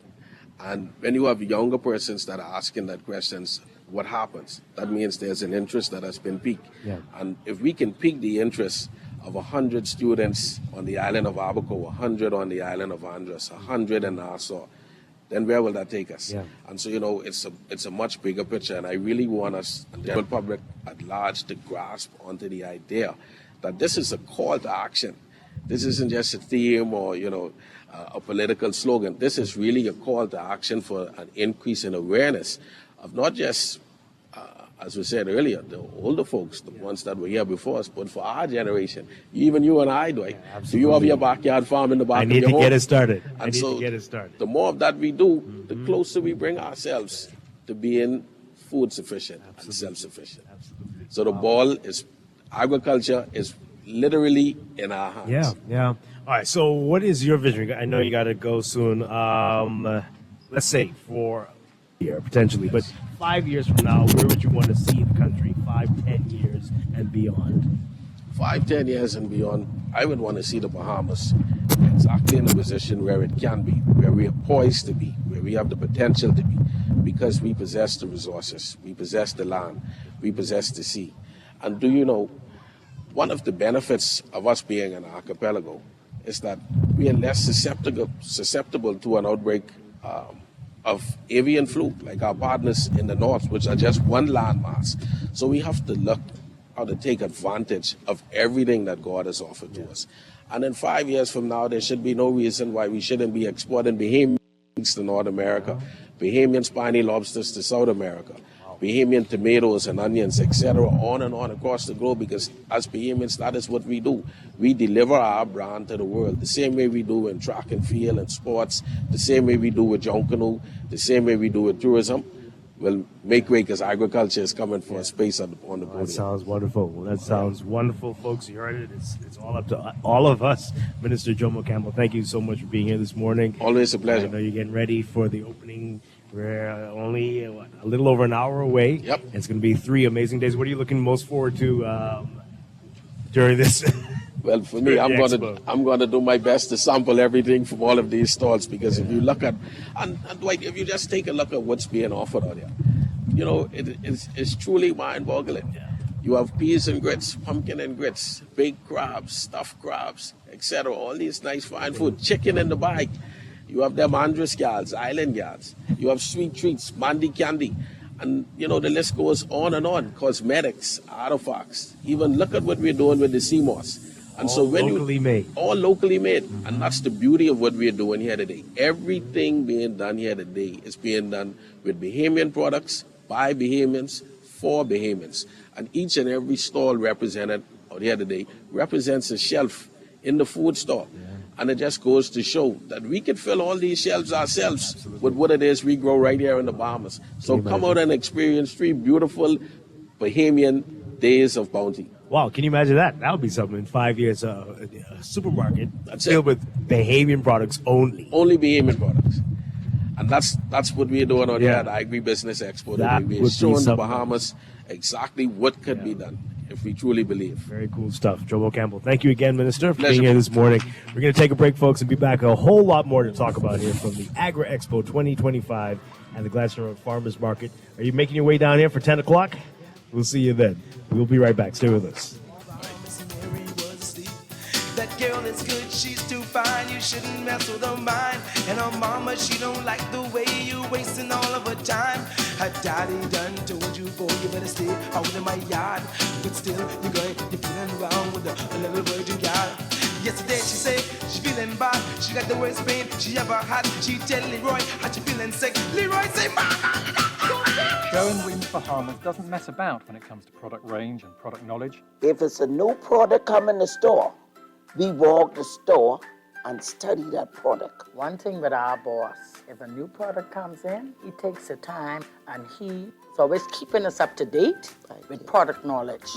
And we just had 9 weeks of different products that we had to study, and we had exams at the end of each product. Yeah. The only way we can sell the product effective, we have to know that product. Yeah, that helps us to relate to our customers. It gives us better knowledge to know what product to introduce to them. You understand? So we can know what product to give them to use and what product not to give them to use. So product knowledge is really key in Sherwin-Williams. They got the keys.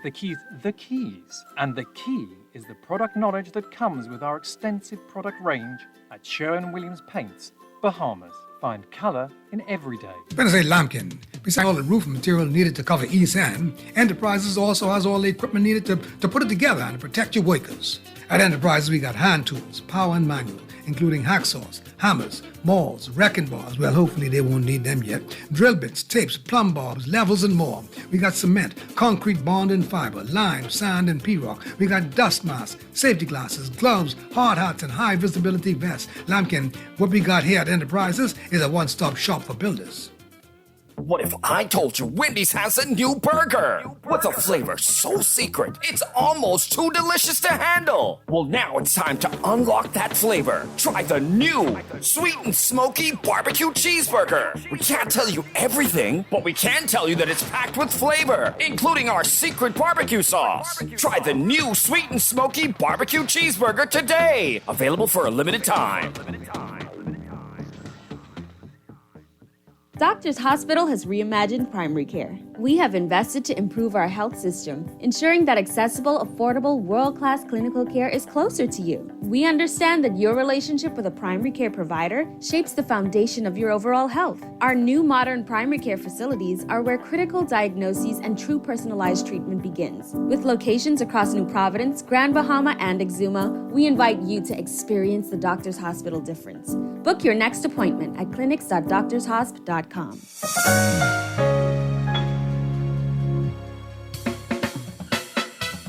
Do you have uncontrollable debt? Are you ready to make that move to Fidelity for a stress-free future? These loans have a built-in savings plan that pays you unbeatable interest. Ask about our debt consolidation loans today. Call 356-7764. Fidelity, we're good for you.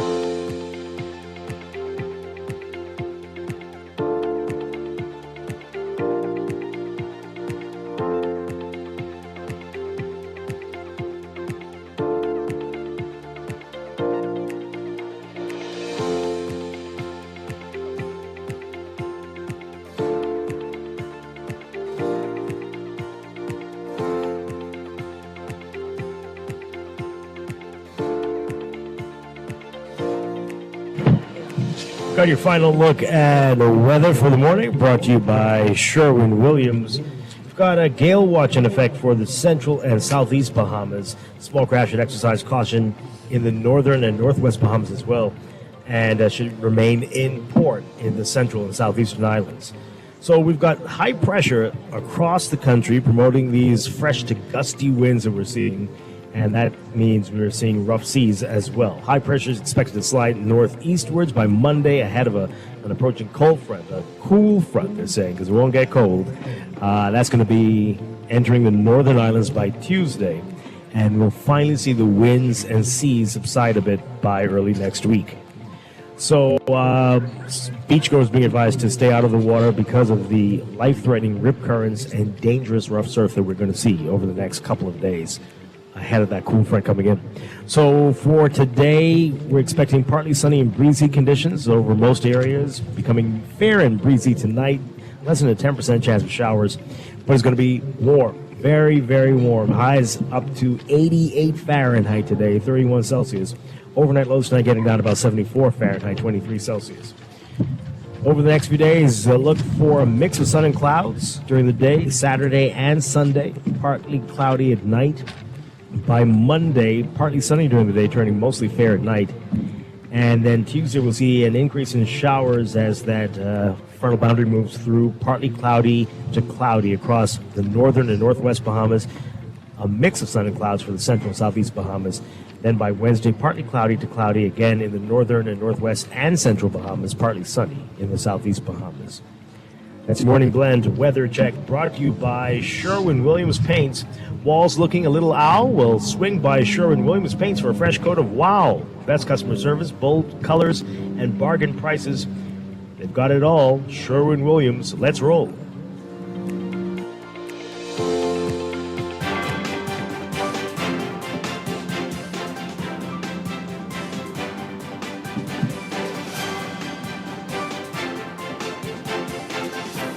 And your final look at traffic for the morning, brought to you by RBC. With RBC, reaching your goals happen here.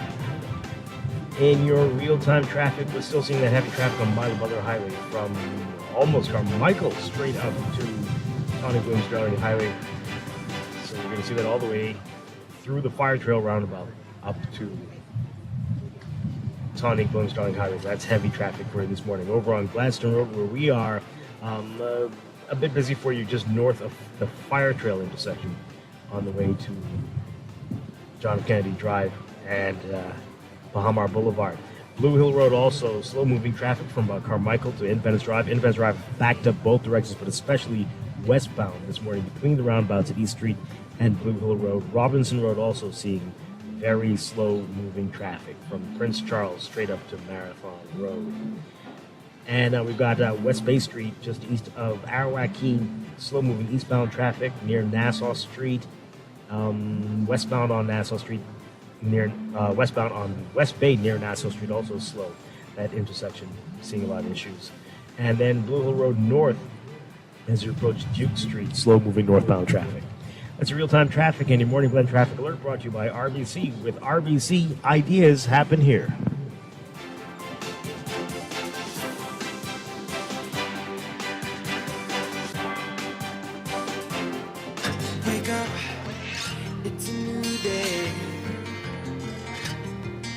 Before we go to the news, Minister Jomo Campbell remembered something he wanted to say. He's going back and forth on whether he should make the announcement live on Morning Blend. We think you should. We think you should before we go to the news. Or you can at least tell us that you're going to make the announcement today. How about that? This is a big one, though. Well, Dwight, this certainly is huge, and we have a history of making some breaking announcements on this show. But what I would say is, in conjunction with our donation to the 30 schools, there will be a very big announcement. So you stay tuned to the Morning Blend, and at 11.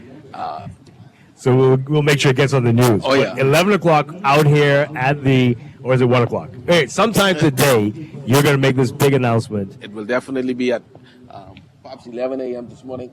I'm being told 1 o'clock. 1 o'clock. 1 o'clock So today. make your way down to the Glasgow Farmers Market. Yes. To the Agri Expo 2025 for Minister Campbell's big announcement. We'll be showing the Bahamas live just how serious this government is when it comes to its commitment to food security. Oh boy, and we've gotten a little preview, so it is going to be interesting. People will be talking about this, without a doubt.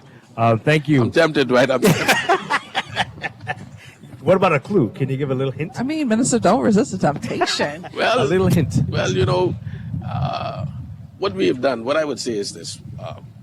With the assistance of the National Advisory Committee on Agriculture, what we have done in seeking to reduce our food import bill is we have identified 30 crops that are being imported to the Bahamas, 30 of the major crops that are being imported to the Bahamas. And, we've decided amongst ourselves that we can do this right here at home. Oh, wow. And so I'll leave it there. Okay, all right. I was asking Kendi and Jacqueline earlier in the week if we could grow rice here.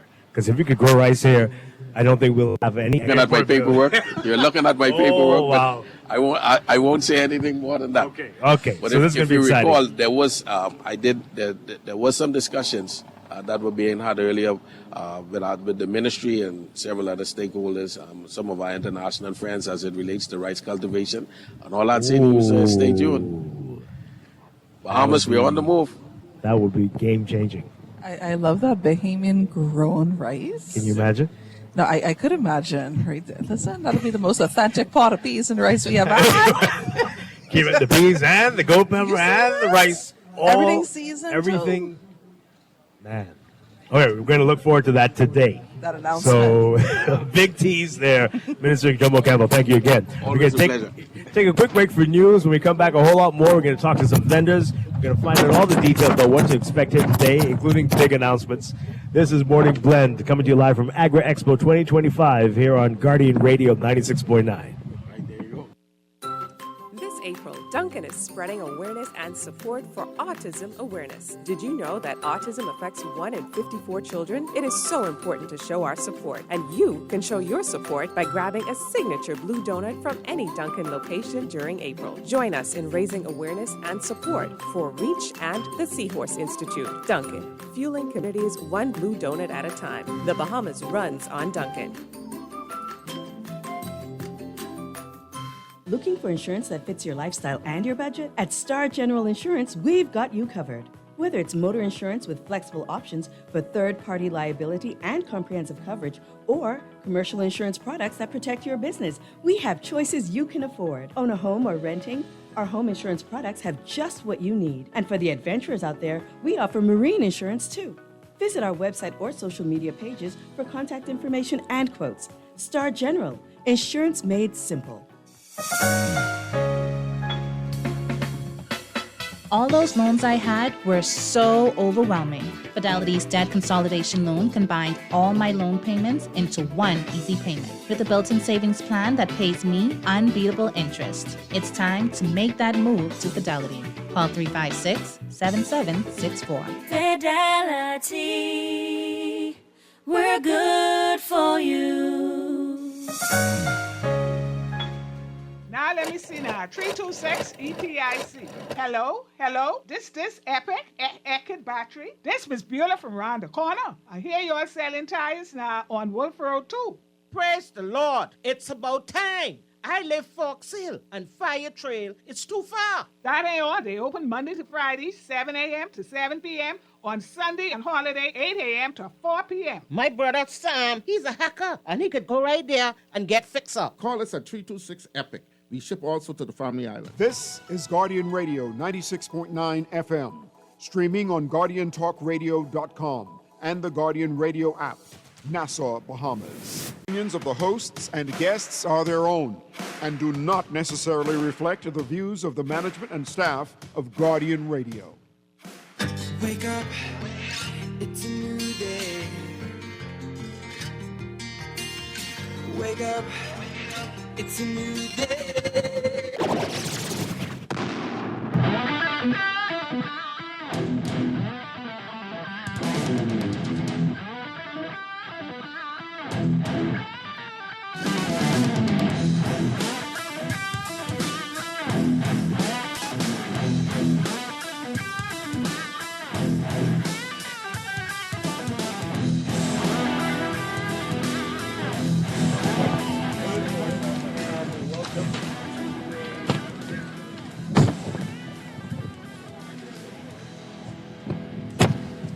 Good morning, and welcome to a special edition of Morning Blend Business on Guardian Radio 96.9. We're coming to you live from the Glasgow Road Farmers Market for Agri Expo 2025, about to kick off 10 o'clock this morning for 3 whole days.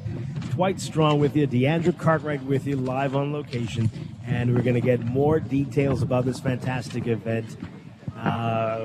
We're going to talk to some vendors and participants in just a bit, but joining us right now, we're very pleased to have the organizer for Agri Expo 2025. She's very busy keeping her from her stuff, but Jacqueline Fox DeVoe, great to see you again. Good morning. Good morning, Bahamas. All right, so you ready? Yes. Here we are, about 40, 50 minutes away. So there's so much going on. Yes. What are we talking about first?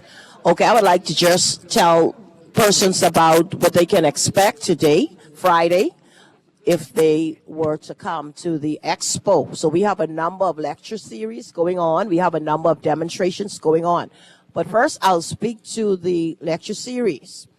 1:30 to 2 p.m., we have the backyard gardening workshop. So all persons interested in the backyard, how do I set up my backyard gardening? You need to come on down at 1:30 p.m. today. Then we have UB, Dr. Ricia Hebern. Before you go on, so, I mean, is it really complicated? Can I just put down some soil and put in some seeds? It's not that simple? No, farming is a science. It's a science. The pH of the soil, the temperature, the water, how often do you water the plants? Because you could end up drowning the plants. So it's a science. Okay. Yes, sir. So that's, again, you said 1... That's 1:30 p.m. today, backyard gardening workshop. And then at 2:30, we have Dr. Ricia Hebern. She will be speaking on the Bahamian agriculture, COVID, and climate change. And then at 3:10, Arrington Thompson, he will be speaking on a comprehensive agriculture and food production series. And then at 3:50, Ebony Adley from AICA, she would be speaking on the introduction to farm record keeping and data management. And then some of these are heavy. This is some big stuff. We go in holistic, comprehensive. We're taking a comprehensive approach because we are very serious about promoting food security. Food security is a great priority and it is an important venture. And we want the Bahamians to know that we are doing whatever we can to empower them. Shakara Lightborn at 4:10. And she will be speaking on agri-tourism, which is also another good area for persons who want to channel into this area, agri-tourism. And then at 5 p.m. today, Sheena Dean, if you were not able to make it to the earlier sessions, you will get to find out how commercial agriculture impacts food security. So that's all of the lecture series for Friday. And I just want to venture on to all of the demonstrations that we're having today. So at the culinary booths. Before you get to that, Jacqueline, so as we said, some of those are pretty heavy. So who should be attending those? Who needs to hear, besides backyard farming, which I think everybody needs to hear, but the other ones there sound very, very scientific almost. Who are you trying to appeal to there? Who's the target audience? We are trying to appeal to all Bahamians. Okay. Farmers, housewives, the regular Bahamians, tourists, residents of the Bahamas. Everyone is involved. Everyone. There's something for everyone. So, like I said, if you're not interested in one or the other, there's something that you can choose from. Okay. Excellent. Yes. All right, so those are the workshops. Yes, those are the lectures and the workshops for Friday, April 4th, 2025. And on this, also on Friday, which is today, we will be having the following demonstrations going on in our culinary division. If you want to learn about the manufacturing, how to manufacture yogurt, that's at 9 a.m. to 10 a.m. Food processing competition with the high schools, that take place at 10 a.m. to 12 noon. Nature's Cream, avocado. There's a very popular avocado drink called Nature's Cream, and it was a popular drink that many Bahamians. Yes, it's called Nature's Cream.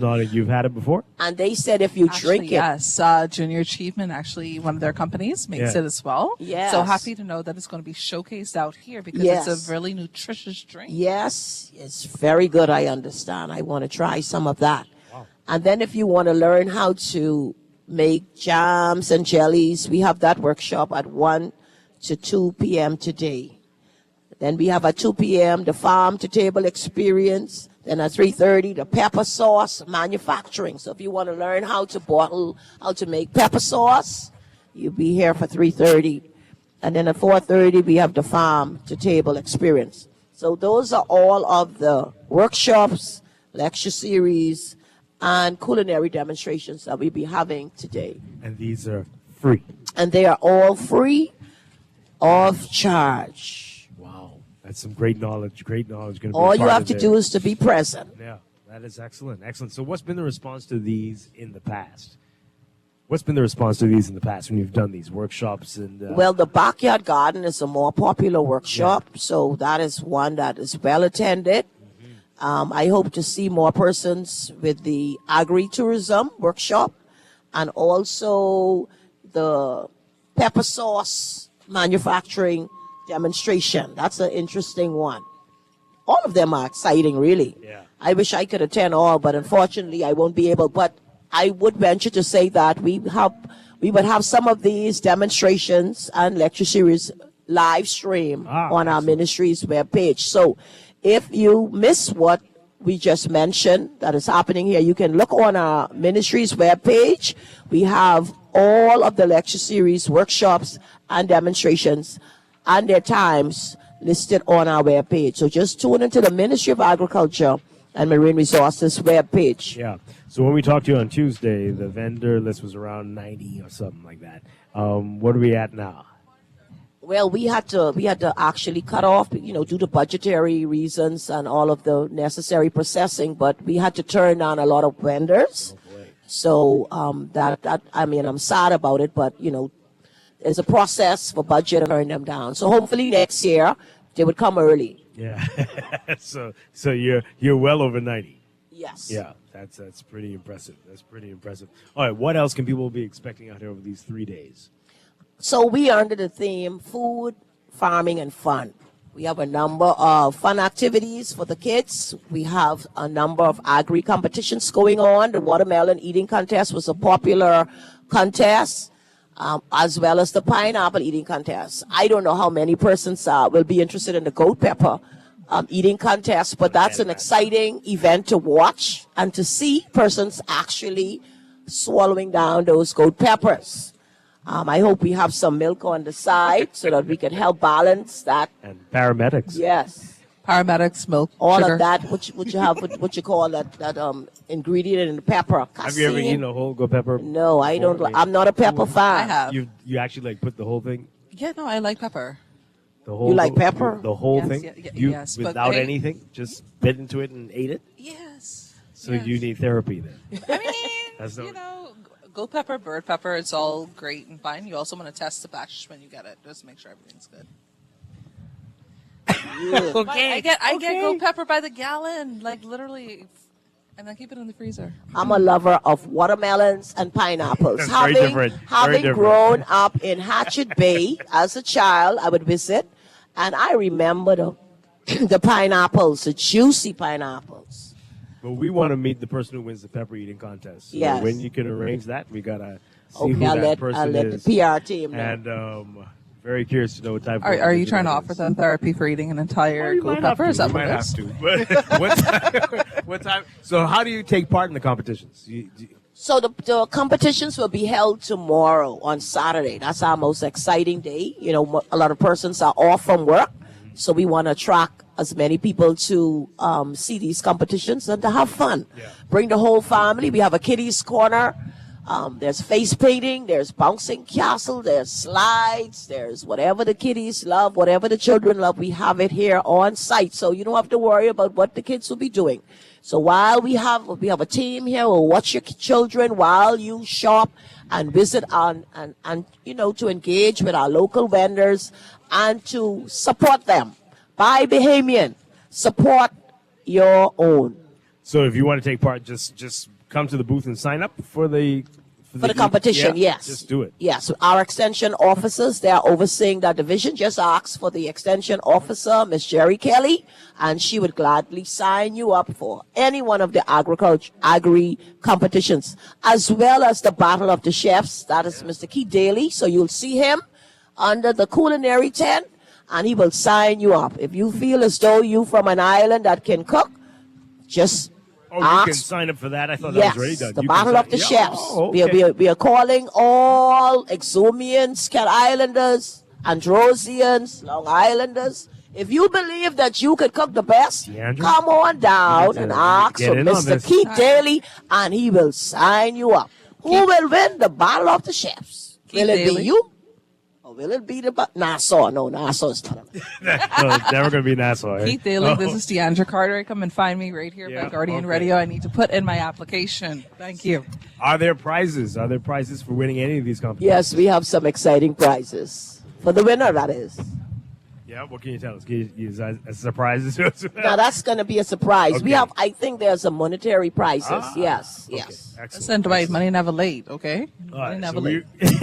we're going to meet some of these But you vendors. must be able to cook. Now, we don't want no people who say they could cook and they can't cook, because people will be sampling these food. Oh, dear Lord. So make sure you could cook. Oh, it's a people's choice. Well, it's going to be, yes, No, they're no, going to be well, they sampling. gotta The say, chefs. but you- The chefs will sample, but we will be given samples to those who are watching the demonstration. Okay. Yes. Makes sense. Yeah. Makes sense. All right.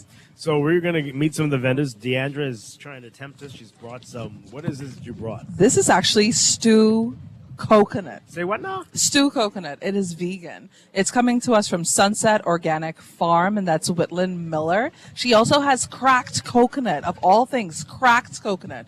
But so she has everything coconut over there. Her farm is over on Cowpen. I've known her for quite some time. Her son Basil helps her out with it. But have you ever had stewed coconut? I've never heard of stewed coconut. No, but taste it is really nice. And I know, Candia, we got you a cup too, and she finished hers already. Dwight, I took the biggest cup and I ate it. It's empty. And it tastes so good. Delicious. And again, that's Sunset Organic Farm. They're over here on site. So please check out Miss Miller. You won't miss the conch. You won't No, miss the conch, it or tastes you so won't miss good, the conch. right? It's good. It's really good. And if I remember What do correctly, you it's think, completely Dwight? vegan. Right there It's on there. very interesting. It's interesting, isn't Uh, it? Oh, wait, interesting good or interesting bad, Dwight? Not bad. Hey, and you know him right there. It takes a lot to impress to impress him. The texture's a little interesting. Yeah. Hey. But it does really taste like stewed conch. I love that. So here you go. That's the cracked coconut. Now this one is a bit more breaded. It's cold. You can warm it up if As you in, wish. like cracked conch. Yeah, but it's cracked coconut. No, it's actually very tasty. Going a little far honestly. now. Okay. For- so that's- for your- what's the name of the stall again? That's Sunset Organic Farm with Whitland Miller. She is also the sorry, I didn't mean to- First Bahamian to grow, is it sprouted vegetables like the leafy greens and things like that? I think I saw an interview with her about 2 years ago. Yeah, but she's also the Woman Agrarian of the Year. She's the reigning champion. All right, so I think That's we're what I gonna was have about to- to say. Shout out to Miss Miller, all of the titles out here, and she's so busy setting up she can't even hear us. Go there and talk to her. 'Cause I think we need to. No, you should, because Yeah. she has so much more. Yeah, no, this is wild, and I appreciate the how adventurous she is. This is Oh, pretty- very much so. But I mean, will also say, if I can, and I'm hoping she doesn't mind that I actually share this. It's a concern with a lot of our farmers, actually, that their goods get stolen. And so, unfortunately, she's actually recently experienced that happened on a part of her property. Okay, we're going to make our way over there. We're going to make our way to a Yes. lot of the vendors. We're going to take a break. We want to thank Jacqueline Fox DeVoe, organizer for the Agri Expo 2025. Thank you so much for talking with us. And we're going to take a break and be back and meet some of the folks out here this morning. This is a special edition of Morning Blend on Guardian Radio 96.9. Stay with us.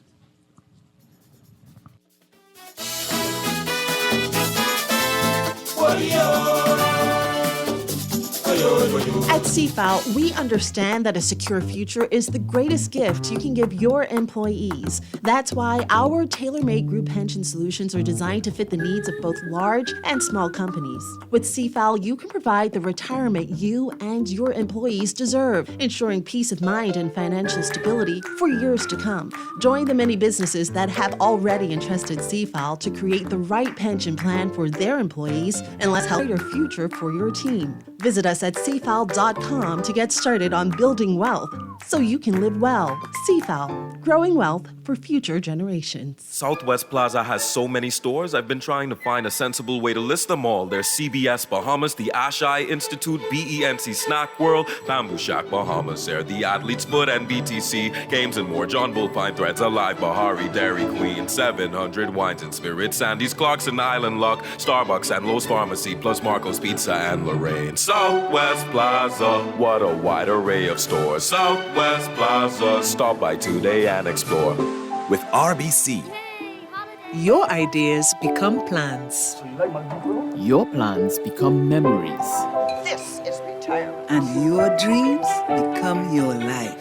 whether it's planning that family vacation, owning your dream home, or retiring comfortably, your ideas are everything. And RBC is here to help make them happen. With RBC, your ideas happen here. You work hard for your money, so let your money work hard for you. With as little as $1,000 to start, you can watch your money grow by investing in CFAL's Bahamian dollar and US dollar mutual funds, each tailored to match your unique investment profile. Our expert advisors are dedicated to crafting personalized investment strategies to help you achieve your financial goals. Don't miss out on the chance to earn higher returns on your hard-earned money. Join the thousands of investors and start your journey toward financial freedom today. Visit us at cfal.com to learn more about our saving and investment options. And let us help you build wealth so you can live well. CFAL, growing wealth for future generations.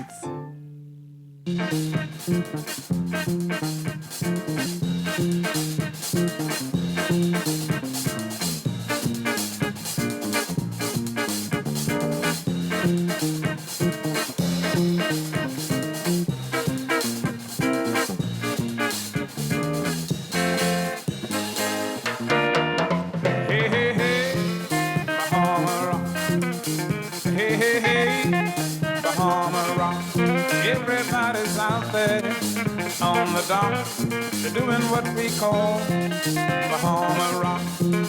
Hey, hey, hey, oh yeah, Bahama rock. Early in the morning till late at night, everybody's happy, no one's uptight. Early in the morning till late at night, everybody's happy. 1, 2, 3. Welcome back to Morning Blend on Guardian Radio 96.9. It's a special edition of the show today, coming to you live from the Glaston Road Farmers Market for Agri Expo 2025. Things are heating up. People are rolling in, even though it starts at 10 o'clock. But you can't tell these folks it hasn't started already. Candia Smith, really exciting stuff going on here. All right, so we met her last year, and she's back from CV Bethel Senior High. Good morning. Remind folks of your name, please. Good morning. I am Mrs. Hasina Johnson. So, you got a beautiful display here. Remind folks what is happening with the agriculture program at CV Bethel.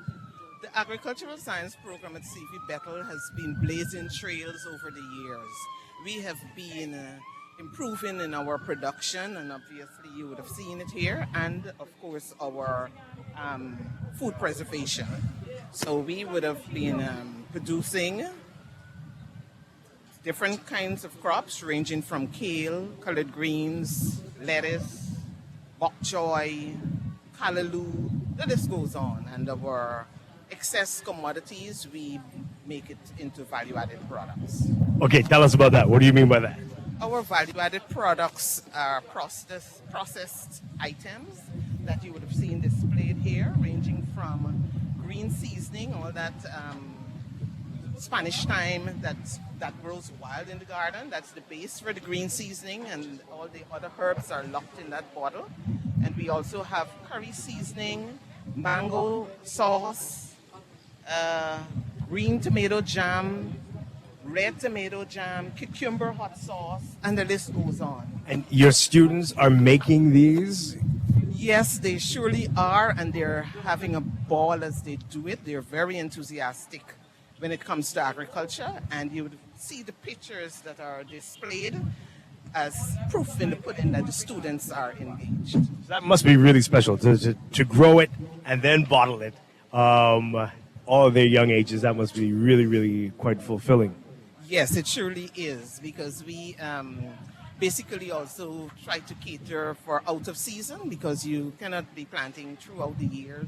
Well, if you do not have a shade house and the climatic conditions are being tweaked to facilitate growing. So we plunged into processing items rather, so that we could have a little tomatoes and so on available throughout the year. Yeah. So, okay, tell us about the program. So the kids sign up for that, and is it a 3-year program, or how does it work exactly? The program basically is an option. Students have a choice, and it's a 3-year program starting from grades 10 to 12. The program exposes students to various aspects of agricultural science, ranging from crop science, animal science, soil science, horticulture. They do a bit of everything. And we strongly believe that theoretical learning should be augmented by practical demonstration.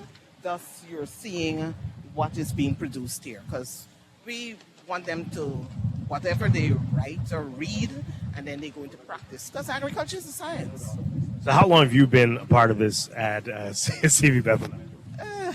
This is my 21st year at CV. Oh, man. Okay. Wow. You look like you just graduated a couple years ago. But, so you have evidence then. How many of the students in the program actually go into agricultural careers? I would have been in touch with a few.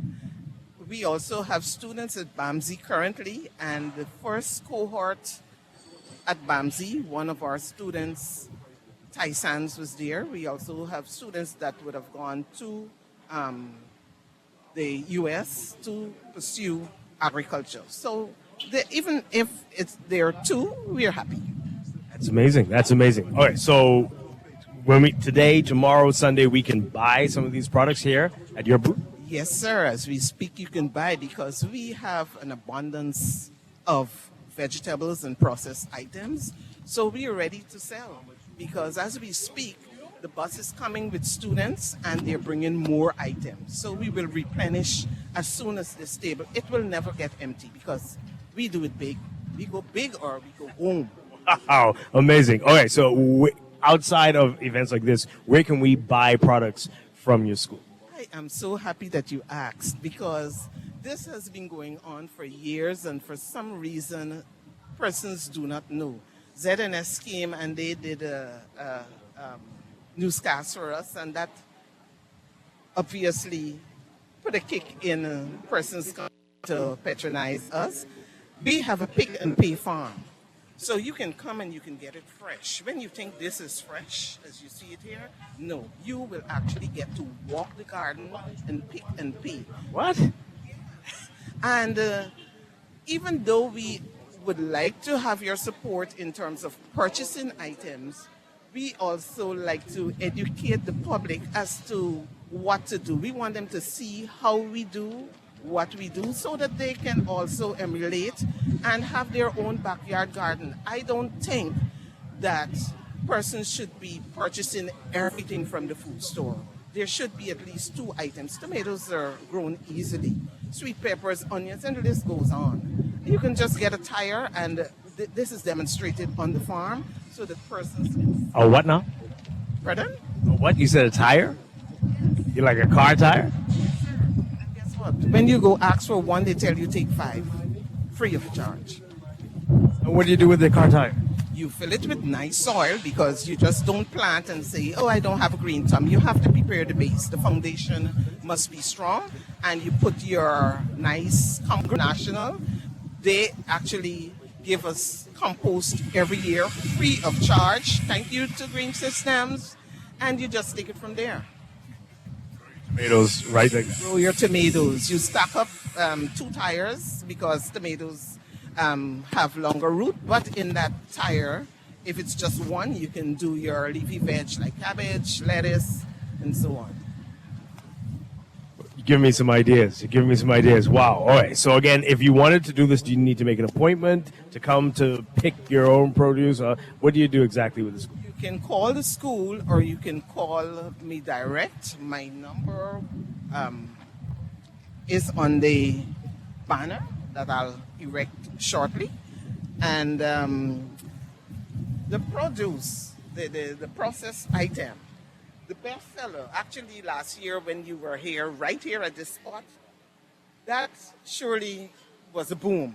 Persons came and they said, Ms. Johnson, I heard you on the news. Where's that tomato jam that you were talking about? Well, the tomato jam is back. And we have it in the green version and the red version. And it has a kick of ginger in it. It has a unique twist. We also have the curry seasoning that will make you the envy of the neighborhood when you cook with that. This is wonderful. And you said the kids are on their way.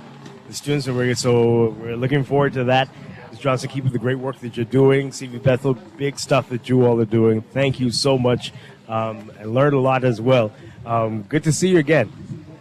And please feel free to visit our Pick and Pay farm and tell 10 friends to tell 10 others. Absolutely. Absolutely. Good to see you. Okay, we'll be back. All right, so we're going to make our way down here, and then we do want to get to our friend who made the stew coconut for us in a bit. All right, so the booths are setting up already. And some of the students are rolling in as well. So who are we going to now, Deandra? We are going to the goat. I think they have everything goat pepper. So again, that's what it's who called, you think the goat. Therapy. Like goat I'm gonna pepper. see you eat a goat pepper right now. Oh, no, but if she hasn't, why not? But you know, not all goat peppers were created the same. So you know when you said the goat, I was thinking you're going to show me a real goat. Well, But goat I mean, pepper. she has a that goat might on even be the better. table. All right. So now we're at the goat. Good morning. Tell us your name. My name is Chantal Ferguson, and of course I am the owner of the goat, and not the goat as in the animal, but as in the goat pepper. So everything goat pepper. It's not on my table. Okay. So we were talking about this earlier. You know, they're having a goat pepper eating competition tomorrow. What do you think of that? Cool. Have you ever eaten a goat pepper whole like that by itself? Nope. Look at that. The goat lady says she's never done it before. Deandra, what's wrong with you? She's facilitating all the goat things. You know, we are the consumers. She's My the producer. my daughter often tells me, she said, "Mommy, your stuff for maniacs, because I don't know how people can handle this spice." Really? Wow. Is All that right. pepper? Pretty much. Wow. Pretty much. So you got a whole lot of different things. Tell us about the line. So all of my products are all natural, no additives or preservatives, and we have everything from hot sauce to oils, seasonings, spices. We have candies. So Candies? Goat pepper candy? I have. So what I did, I tried took the traditional Bahamian penny peanut coconut cake and added a little gourmet twist on it with some goat pepper. Listen, I've had her candies before. They taste so good. What inspired Sweet that? with a kick. Well, because I'm interested in preserving what's Bahamian, and so at the end of the day, the goat pepper is ours. Unless you live in the Bahamas, you can't find the goat pepper anywhere. A lot of people don't know that. They often confuse the goat pepper with habaneros or Scotch bonnet, but It's not the same as Scotch bonnet? What's the difference? What's the difference? it's actually not. So a true goat pepper kind of looks like this here, with a little scorpion tail at the end.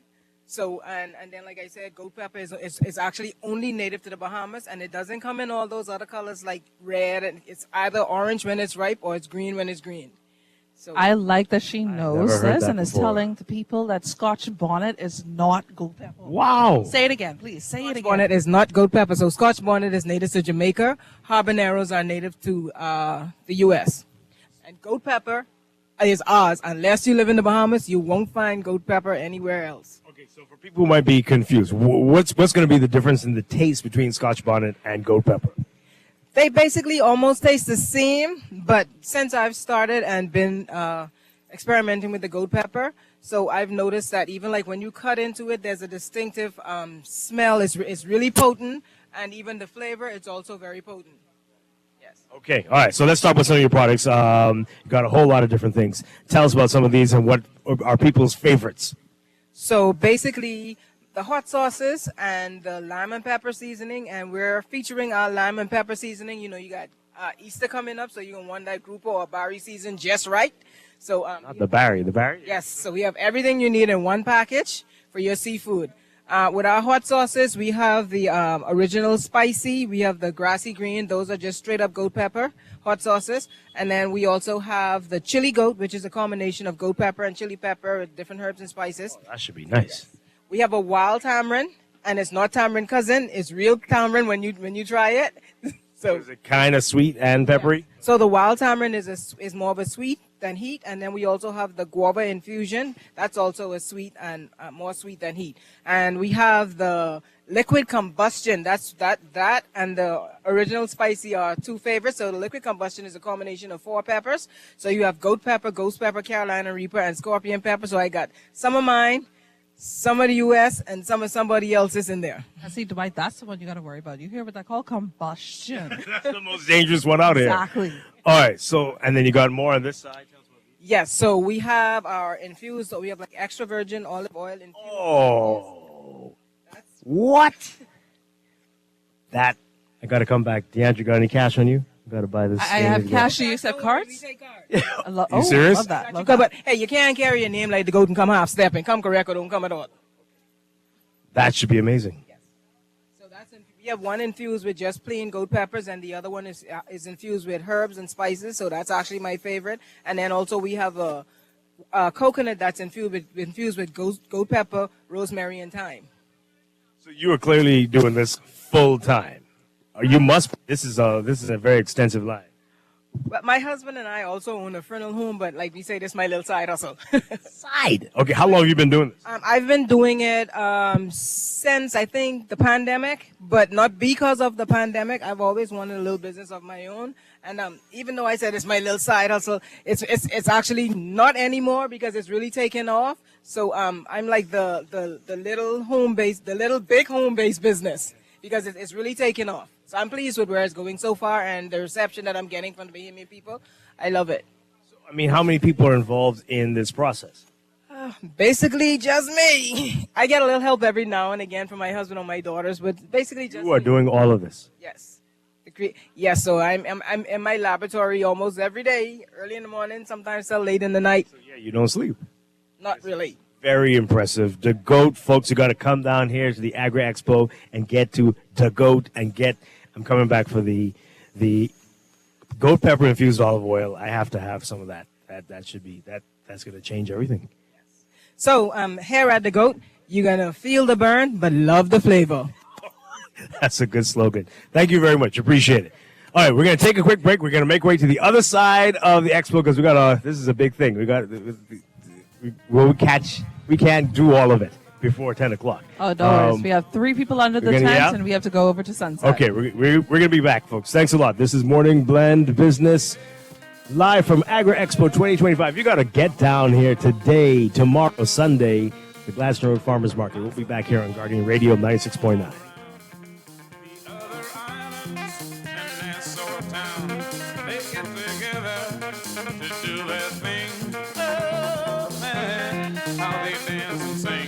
Like a superstar, we're gonna give it to our man on the guitar.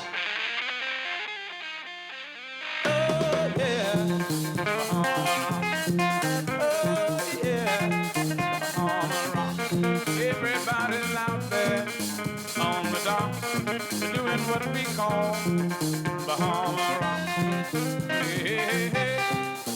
Oh yeah, Bahama rock. That's our name. This kind of rhythm, you At CFAL, we understand that a secure future is the greatest gift you can give your employees. That's why our tailor-made group pension solutions are designed to fit the needs of both large and small companies. With CFAL, you can provide the retirement you and your employees deserve, ensuring peace of mind and financial stability for years to come. Join the many businesses that have already entrusted CFAL to create the right pension plan for their employees, and let us help you build a brighter future for your team. Visit us at cfal.com to get started on building wealth so you can live well. CFAL, growing wealth for future generations. Southwest Plaza has so many stores, I've been trying to find a sensible way to list them all. There's CBS Bahamas, the Ashai Institute, BENC Snack World, Bamboo Shack Bahamas, there, the Athlete's Foot, and BTC, Games and More, John Bull Fine Threads, Alive, Bahari, Dairy Queen, 700 Wines and Spirits, Sandy's Clarkson, Island Luck, Starbucks, and Lowe's Pharmacy, plus Marco's Pizza and Lorraine. Southwest Plaza, what a wide array of stores. Southwest Plaza, stop by today and explore. With RBC, Your ideas become plans. Your plans become memories. This is retirement. And your dreams become your life. whether it's planning that family vacation, owning your dream home, or retiring comfortably, your ideas are everything. And RBC is here to help make them happen. With RBC, your ideas.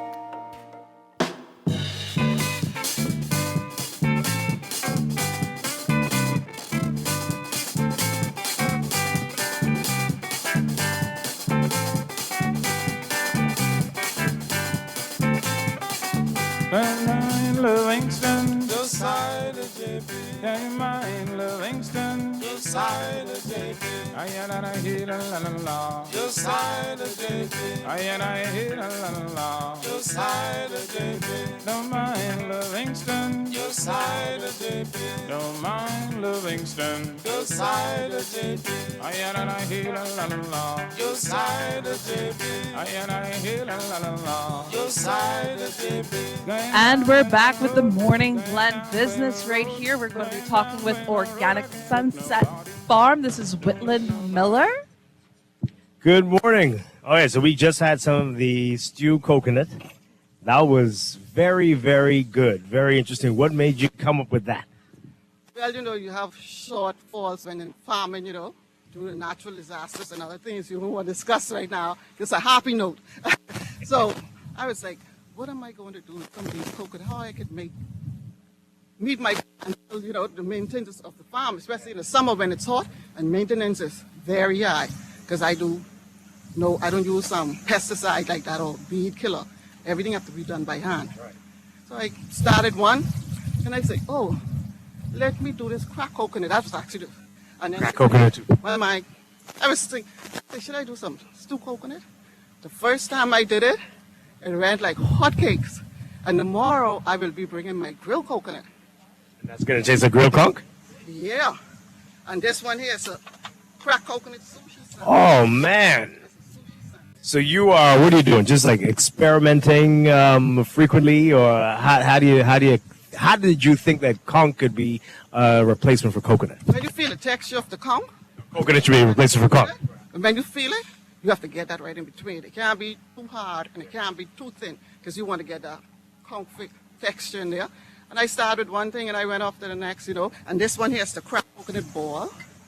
It's cracked coconut ball. Everything is baked. I don't fry anything. This one I did a pumpkin hummus to go with it. A pumpkin hummus? Yeah. Oh my Locally goodness. baked. There's a cracked coconut ball in there. Nice. So that is amazing. You don't ask for the ingredients. I don't share.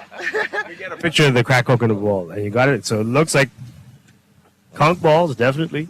With and you got your sauce. Hummus, Dwight.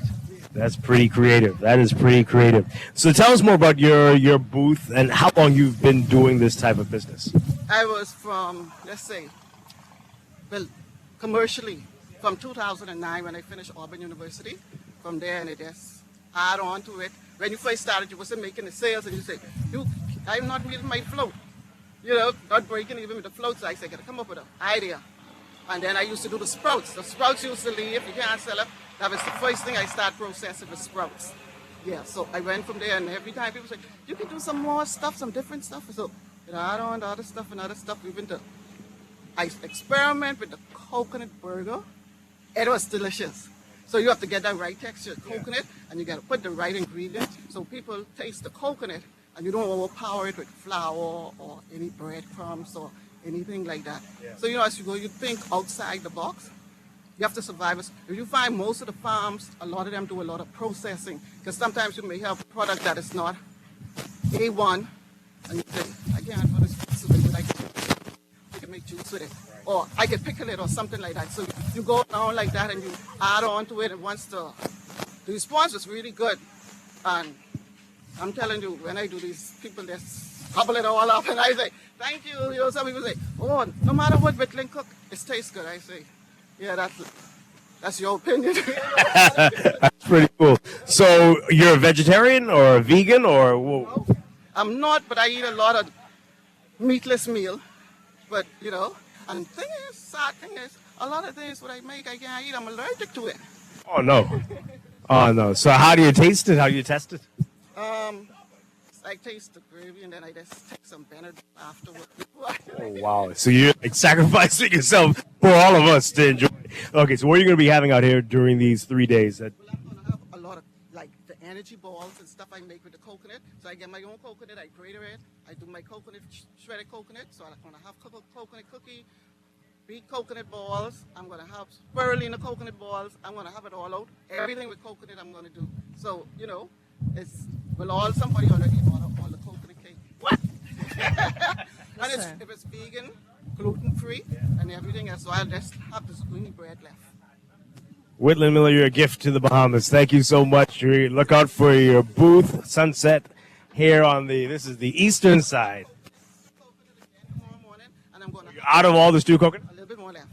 And then I'll have cracked coconut and grilled coconut tomorrow. Okay. All right, folks, you know where to go. You know where to go tomorrow. Thank you, Whitland. Thank you very much. Appreciate it. Dwight, all right. you know they have wine out here? What do you say now? They have You wine. should have told me that from the beginning. Oh, my God. It is the morning time, Dwight. No All right, let's wine. come back to the wine. We're So we're going to come back to Here, come Royal back. Sarge, I think they're called. This we're- is made in the Bahamas. What? that. Okay. So That's going we're- to be my favorite booth. Andrews Crab Farm with Tony Smith and Kathy Turnquest. Hi, how you doing? Doing well. You came in from it? Yes, we have a crab farm in Andros. The operation is primarily based in Andros, but Nassau's the market, so we have cold storage. So what we do is we package crab and crab-related products, and then we have cold storage there, and then we bring quantities to Nassau as we are able to distribute them and sell them off. Wow, I have so many questions. Crab farm. So tell us about how that works. So we buy the crab from the local community, so we create work by buying the crabs from the local community, and then we hire persons to work on the farm during the season, and they go through the process of cleaning, butchering, packaging, and cold storing crabs. We have a 16,000-pound sub-zero freezer in Andros that we store products in.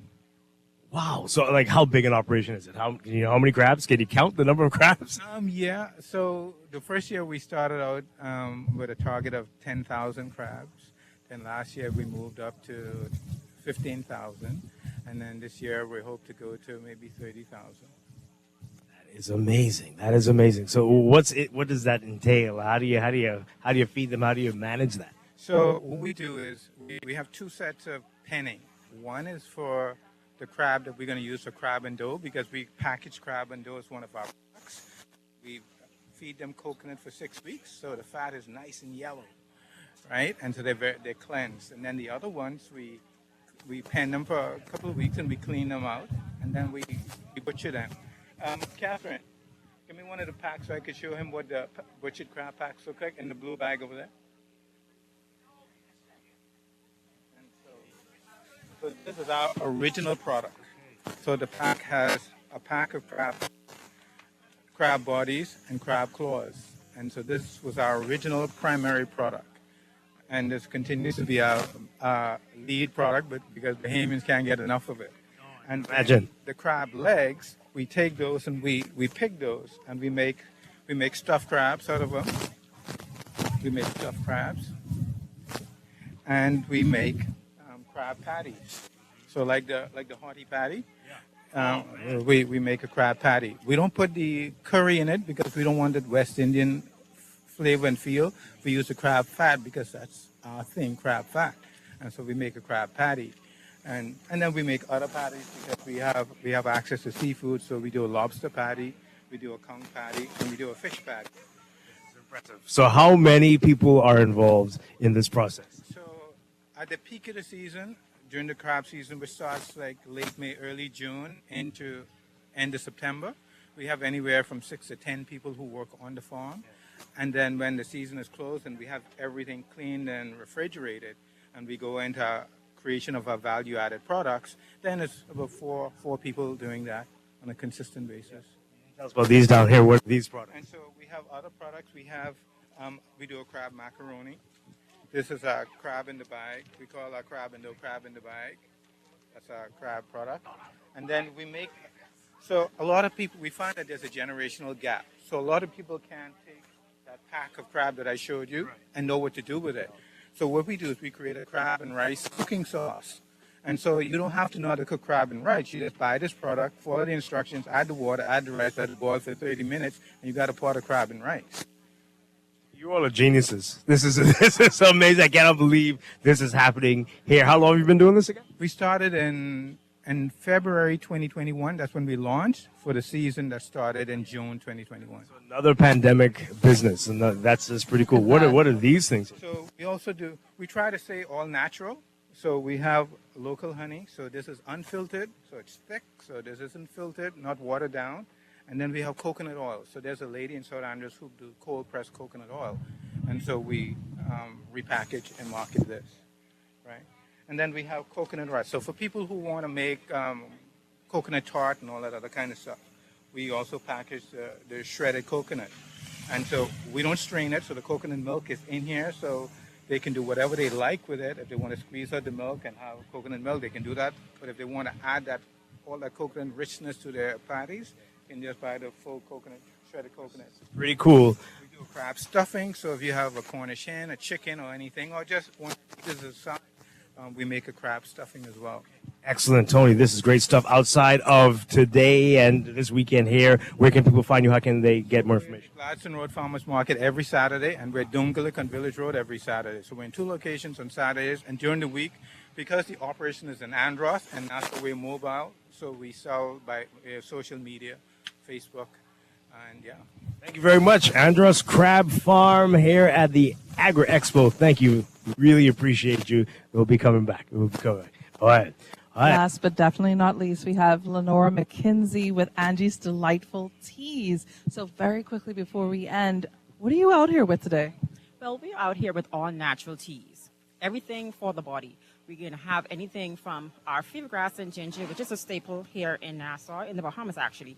So fever grass and ginger, it helps with any kind of digestive problems that you have, acid reflux, and it's very good.